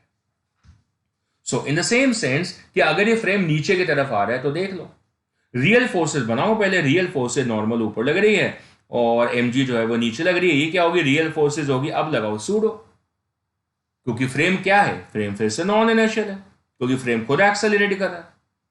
तो फ्रेम किधर एक्सेलरेट कर रहा है? डाउनवर्ड, नीचे की तरफ एक्सेलरेट कर रहा है। तो फिर क्या करें? तो फिर सूडो लगाओ उसके ऑपोजिट। फ्रेम की एक्सेलरेशन के ऑपोजिट कहां लगी? ऊपर लग गई। So that's ma। अब फोर्सेस को बैलेंस कर लो तो ऊपर फोर्स क्या लग रही है? ma plus n। So ma plus n should be equal to mg। So n की वैल्यू कैसे मिल गई? That is mg minus of ma। Clear हो गया। n की वैल्यू mg से कम आ रही है। व्याख्या तो हमने पहले आपके सामने प्रस्तुत किया हुआ है कि अगर फ्रेम नीचे को एक्सेलरेट करता है तो फिर क्या होता है? जो रीडिंग होती है वो ट्रू रीडिंग से कम आ जाती है। Apparent reading is less then the true reading. तो ये बात फिर से आज सूडो से जाहिर होके इजी हो गई। सो कितनी सारी बातें हम करे जा रहे हैं तो हमने कहा थोड़ी सी है कि एनिमेशन भी देख लेते हैं इसके साथ में। So that's a frame which is moving up. The frame itself is moving up. और आपको क्या लग रहा है? वो ब्लॉक उसके रिस्पेक्ट में स्टेशनरी है, फ्रेम खुद ऊपर की तरफ जा रहा है। दिख रहा है ना? जा रहा है। Frame is moving up. अब इसको एनालाइज करना आपने, तो एनालाइज कर लो इस आइडिया। ठीक है ना? The frame is going to move up and you need to analyse. तो कैसे एनालाइज करोगे? इसके ऊपर फोर्सेस देखोगे तो दो तरीके से देख सकते हो, एक इनर्शियल फ्रेम से, एक नॉन इनर्शियल फ्रेम से। तो फ्रेम के रिस्पेक्ट में वो रेस्ट पर है। ग्राउंड से देखेंगे तो ऊपर को एक्सेलरेट कर रहा है। अब इसकी फ्री बॉडी बना लो, अलग कर लो उससे। mg नीचे लगी, कॉन्टैक्ट फोर्स नीचे से ऊपर लगेगी n, और ये कहां जा रहा है? ऊपर को जा रहा है। तो इसकी इक्वेशन बन गई Newton second law. That is n minus mg equal to ma। तो n की वैल्यू कितनी आ गई? mg plus ma। अब ये किसके थ्रू है? ये आइडिया किसके थ्रू है? That is through the inertial frame. अब दोबारा से देखते हैं इसको नॉन इनर्शियल फ्रेम की निगाह से। तो अब अगर इसको नॉन इनर्शियल फ्रेम की निगाह से देखते हैं तो ये फ्रेम के रिस्पेक्ट में तो रेस्ट पर है। अब इसके ऊपर फोर्सेस देखिए हमने, तो फोर्सेस कौन सी लग रही, तो इसके ऊपर जो फोर्सेस लग रही हैं, एक तो एमजी नीचे लगी, नॉर्मल ऊपर लगनी है, कॉन्टैक्ट फोर्स ऊपर लगेगी, और अब सूडो लगा दो। ये ऊपर जा रहा था तो सूडो कहाँ लगेगी, नीचे। कहाँ लगेगी, नीचे। कितनी, M A. So M A acts down, but what is that force now, pseudo, क्योंकि फ्रेम ऊपर जा रहा था तो सूडो कहाँ लगेगी, ऑपोजिट डायरेक्शन में, नीचे। अब भी कहानी सेम होगी, एन ऊपर लग रही है और नीचे दो फोर्सेज होगी, M G N M A. So अब बैलेंस कर लो, क्योंकि ये तो रेस्ट पे है फ्रेम के रिस्पेक्ट में, तो ऊपर वाली फोर नीचे को बैलेंस करेगी, so N becomes equal to M G plus M A. So nicely done, दोनों फ्रेम से क्वेश्चन सेम है। Now I am going to show you something very interesting. आपको याद है वेटलेसनेस वाली कंडीशन? सो वेटलेसनेस वाली condition में क्या था कि अगर ये आपका फ्रेम है और इस फ्रेम में इस ब्लॉक को रखा हुआ है जिसका मास एम है, और अब क्या हो रहा है कि ये जो फ्रेम है वो नीचे की तरफ एक्सेलरेट करने लगा। क्या करने लगा, नीचे को एक्सेलरेट करने लगा, तो हम पहले देख चुके हैं। सो हम जो केस ले रहे हैं that is of freely falling. क्या करने लगा, ये फ्रीली फॉल करने लगा। तो अगर ये फ्रीली फॉल करेगा मतलब ए की वैल्यू जी के बराबर हो जाएगी। अब अगर ए की वैल्यू जी के बराबर हो गई है तो कोई बात नहीं, अब हम इसके ऊपर फोर्सेस दिखाते हैं। तो हमने फोर्सेस दिखानी शुरू करी, पहले रियल, एमजी लगी नीचे, रियल फोर्स, नॉर्मल लगी ऊपर, रियल फोर्स। क्या है, ये सारी रियल फोर्सेस हैं। अब बात आती है सूडो। अब सूडो कहां लगेगी, फ्रेम का जा रहा है नीचे, तो सूडो कहां लगेगी, ऊपर। तो सूडो फोर्स कहां लगी, ऊपर। किस कलर से दिखाऊं मैं, किस कलर से, इससे दिखाता हूं, मस्टर्ड से। ये कहां लग रही है, ऊपर। सूडो फोर्स कितनी है, एम इंटू ए, पर ए तो जी के बराबर है।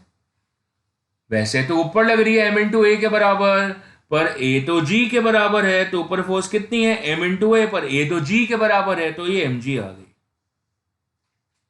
तो देखो हो क्या रहा है, ये एम जी और ये एम जी तो कैंसिल हो जाएंगे, क्योंकि एक एम जी नीचे लगी, एक एम जी ऊपर। बेसिकली वो एम ए लगी है ऊपर, सूडो फोर्स है, that is basically M A pseudo force, पर ए की वैल्यू जी के बराबर थी तो एम जी के बराबर होगी, तो एम जी कैंसिल, एन को, एन की वैल्यू कितनी आ गई, 0 आ गई। पूरा लिखते हैं तो एन प्लस एम जी ऊपर और नीचे एम जी, नीचे एम जी कैंसिल, एन कितना आ जाता है, 0, and therefore it will lose the contact. और इसी आइडिया को हमने क्या बोला था, वेटलेसनेस। ये थोड़ा सा बढ़िया तरीके से मुझे समझ में आता है ना। और अब क्या हो रहा है, बेसिकली सूडो जो ऊपर लग रही है वो बेसिकली कंप्रेशन को कम कर रही है। एमजी से कंप्रेशन आ रही थी, अब सूडो ऊपर लगने लगी तो कंप्रेशन कम हो गई। इससे पहले वाले केस में यही होता है ना। अगर मान लो कि कंडीशन ये होती कि नीचे आ रहा होता पर ए की वैल्यू जी से कम है, समझे, तो एम जी नीचे लग रही थी, कंप्रेशन नीचे है वेट की वजह से, पर जो सूडो ऊपर लग रही है, सूडो वो कितनी है, एम इंटू ए, पर एम इंटू ए जो है that is less than M G, है ना, क्योंकि ए की वैल्यू जी से कम है। तो इसका मतलब जो सूडो फोर्स आ रही है उसकी वैल्यू एम जी से वेट से कम है। इसका मतलब अभी कंप्रेशन नीचे रहेगी पर कंप्रेशन कम हो जाएगी ना। कंप्रेशन क्या हो जाएगी, कम हो जाएगी। अब कंप्रेशन की वैल्यू कितनी होगी, M G minus M A. अगर सूडो नहीं लगती, अगर ये फ्रेम रेस्ट पर होता तो ए लगती नहीं, तो सूडो लगती नहीं एम ए, तो कंप्रेशन एम जी के बराबर होती, उतना ही दबता। पर अब कंप्रेशन कम हो रही है, अब कंप्रेशन 0 हो गई है फ्रीली फॉलिंग में, क्योंकि जितना वेट नीचे था जो कंप्रेस करने की कोशिश कर रहा था उतनी सूडो ऊपर लग गई एम जी, तो कॉन्टैक्ट ही लूज हो गया, कंप्रेशन हो ही नहीं पा रही, रीडिंग ही 0 होगी, एन 0 हो गया। और फिर अगर इसके अंदर आपने तबाही मचा दी है, आपने क्या करा है, इसको नीचे ए ग्रेटर देन जी से भेज दिया। अब क्या होगा, अगर ग्रेटर देन जी से भेज दिया तो अब क्या होगा कि ये जो ब्लॉक है इसके ऊपर एम जी नीचे लगी और एम ए ऊपर लग रही है, पर इस बार एम ए की वैल्यू एम जी से ज्यादा है। एम ए क्या है, सूडो कहां लगनी है, ऊपर लगनी है। क्यों भाई, देखो फ्रेम नीचे जा रहा है तो सूडो तो ऊपर लगनी है, पर सूडो की वैल्यू, एम ए की वैल्यू एम जी से ज्यादा है, तो क्या होगा, ऊपर वाली फोर नीचे से ज्यादा हो गई, तो कंप्रेशन तो भूल जाओ, अब इस वजह से ही ऊपर को एक्सेलरेट करेगा। तो कॉन्टैक्ट तो पहले 0 हो चुका था यहां पे, तो कॉन्टैक्ट का सवाल ही छूट चुका है। तो मैंने कॉन्टैक्ट दिखाया भी नहीं है, कॉन्टैक्ट तो तभी छूट गया था जब सूडो एमजी के बराबर हो गई थी। अब तो सूडो ज्यादा है तो ये इसको ऊपर ले जाएगी। याद आया, क्या याद आया, अभी तो करा था कि इसको ऊपर ले जाएगी, इसका मतलब ये ऊपर जाके स्टिक हो जाएगा। किसकी वजह से, सूडो की वजह से। द सूडो फोर्स को कब भैया अंदर जो बंदा बैठा अंदर जो होगा ये उसको ये दिखेगा ना कि वो छत से चिपक गया, तो रीजनिंग तो आनी चाहिए कि भाई छत से क्यों चिपका, तो छत से चिपका, कोई फोर्स लग रही थी, दिख तो नहीं रही है, और लिफ्ट के अंदर कोई लगा थोड़ी रहा आपके ऊपर, घबराएंगे, भूत भूत चलाएंगे, अंदर बैठे हैं आप, इमेजिनरी फोर्स है, फिक्टिशियस फोर्स है, पर आपको एक रीजनिंग है सही, मैं तो यार नॉन इनर्शियल ऑब्जर्वर हूं तो मेरे ऊपर सूडो लगेगी, और कहां लगेगी, ऊपर, और ज्यादा लग रही है। अगर मैं सीलिंग से चिपक गया तो मुझे पता है कि जो लिफ्ट की एक्सेलरेशन है वो जी से ज्यादा होगी।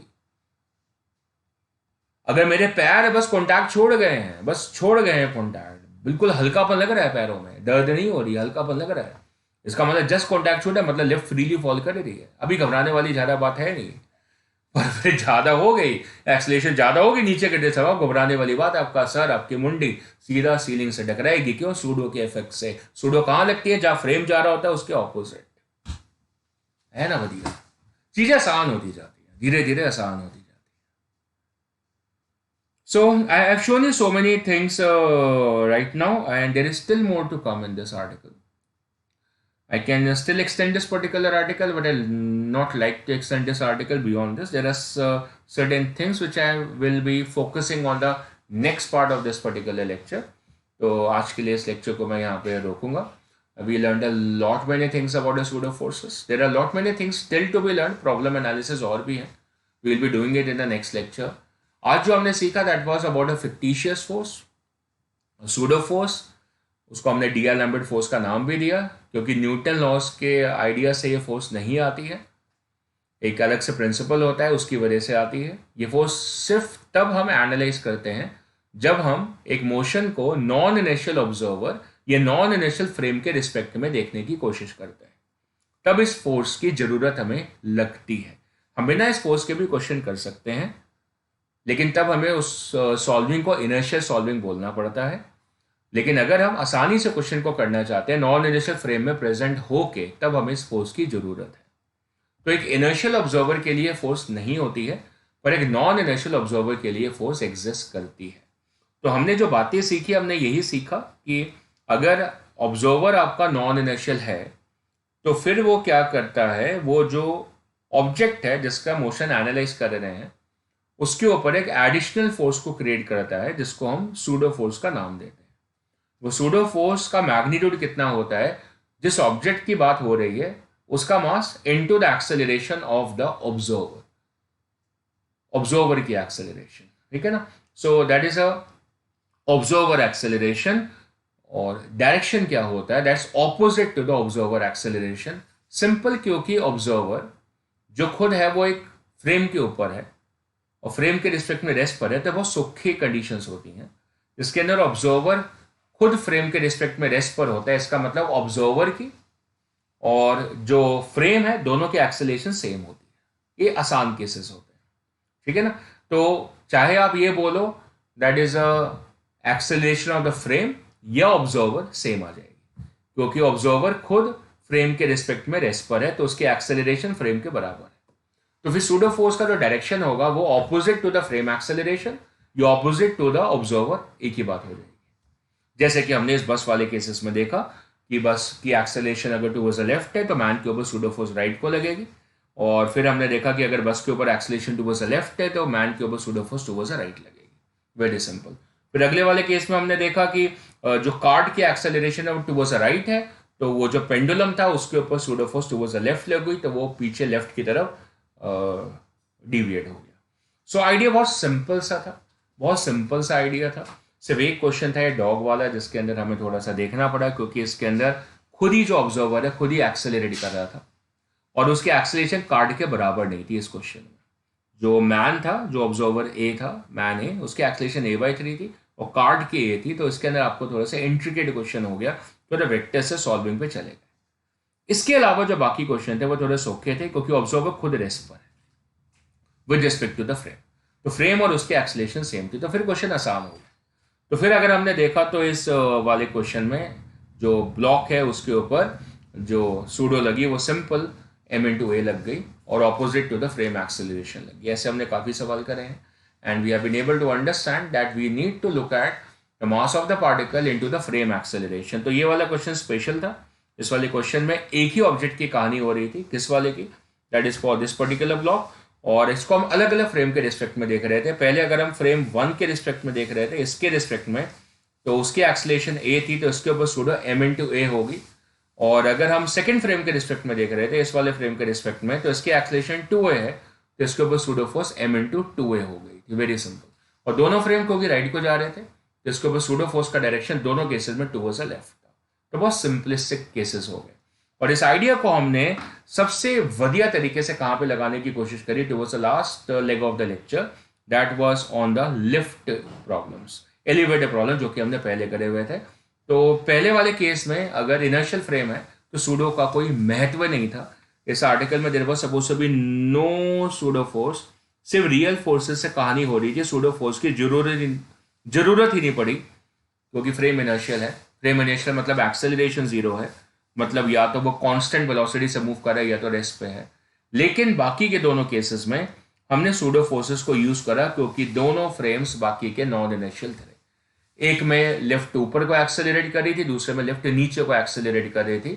जब लेफ्ट ऊपर को एक्सेलरेट करेगी तो फिर सूडो फोर्स कहाँ लगेगी, डाउनवर्ड लगेगी, opposite to the frame acceleration. तो mg पहले ही थी और सूडो से ma नीचे लगी तो कंप्रेशन बढ़ जाएगा, n की वैल्यू mg से डेफिनेटली ज्यादा आएगी। So n was definitely coming more than mg as ma plus mg। Extra pseudo force लगी, लिफ्ट को रोक दो, एक्सेलरेशन जीरो कर दो, n mg के बराबर आ जाएगा। ये वाला केस क्रिएट हो जाएगा। और अगर आपने लिफ्ट को नीचे की तरफ भेजा तो सूडो ऊपर लगेगी, ऑपोजिट टू फ्रेम एक्सेलरेशन। उससे क्या होगा, सूडो ऊपर लग रही है तो mg को ऑपोजिट लग रही है, तो कंप्रेशन थोड़ा कम हो जाएगा। इस वजह से n की वैल्यू mg से कम आएगी। So n was coming less than mg in this scenario. फिर हमने वेटलेसनेस वाली कंडीशन करी और वो छत वाली कंडीशन करी कि छत पर जाके चिपक जाएंगे। So more good things are going to come tomorrow in the tomorrow's lecture again, and keep on watching the lecture. And tomorrow will be doing about let's say we have a glass and in the glass we have a water, और हमने उसको अपनी गाड़ी में रख दिया और फिर गाड़ी को एक्सेलरेट करा। तो जो पानी की जो ऊपर वाली सतह है वो यूजुअली जो फ्लैट हॉरिजॉन्टल होती है वो थोड़ी टेढ़ी हो जाएगी, इंक्लाइन हो जाएगी, तो वो टिल्ट हो जाएगी। तो वो क्यों टिल्ट होगी, answer of course pseudo forces से हम ढूंढेंगे, या फिर हम देखेंगे कि हम एक गाड़ी के अंदर जो पेंडुलम है, अब हम उस गाड़ी को इंक्लाइन प्लेन पे ले जाएंगे तो फिर देखेंगे कि वो पेंडुलम जो है वो किस एंगल पे सेट होता है। ऐसे क्वेश्चन भी हम कल देखेंगे। या फिर हम ऐसे क्वेश्चन भी देखेंगे कि हमारे पास एक वेज होगा, वेज के ऊपर एक ब्लॉक होगा, और फिर वो जो ब्लॉक स्लाइड करेगा तो वेज पीछे को मूव करेगा। ऐसे क्वेश्चंस को हम देखेंगे। और ऐसे क्वेश्चंस भी देखेंगे कि एक वेज के ऊपर एक ब्लॉक है और फिर हम वेज को मूव कर रहे हैं तो ब्लॉक हिल नहीं रहा है वेज के रिस्पेक्ट में, तो फिर हमें कितनी फोर्स लगानी चाहिए कि ब्लॉक वेज के रिस्पेक्ट में स्टेशनरी रहे, स्लाइड ना करें। इस तरीके का क्वेश्चन होगा वो, जैसे ये आपको दिख रहा है इस तरीके का क्वेश्चन होगा। ये जो वेज के ऊपर जो ब्लॉक है वैसे वो स्लाइड करना चाहिए mg sin थीटा से नीचे, पर वो स्लाइड नहीं कर रहा है। तो क्यों नहीं कर रहा है, आपने फोर्स लगाई है तो उससे कितनी फोर्स लगानी चाहिए कि वो स्टेशनरी रहे। ऐसे क्वेश्चन हम डील करेंगे। So this will be the work for the tomorrow. आज के लिए मैं साइन आउट करता हूँ। Have a nice day, bye.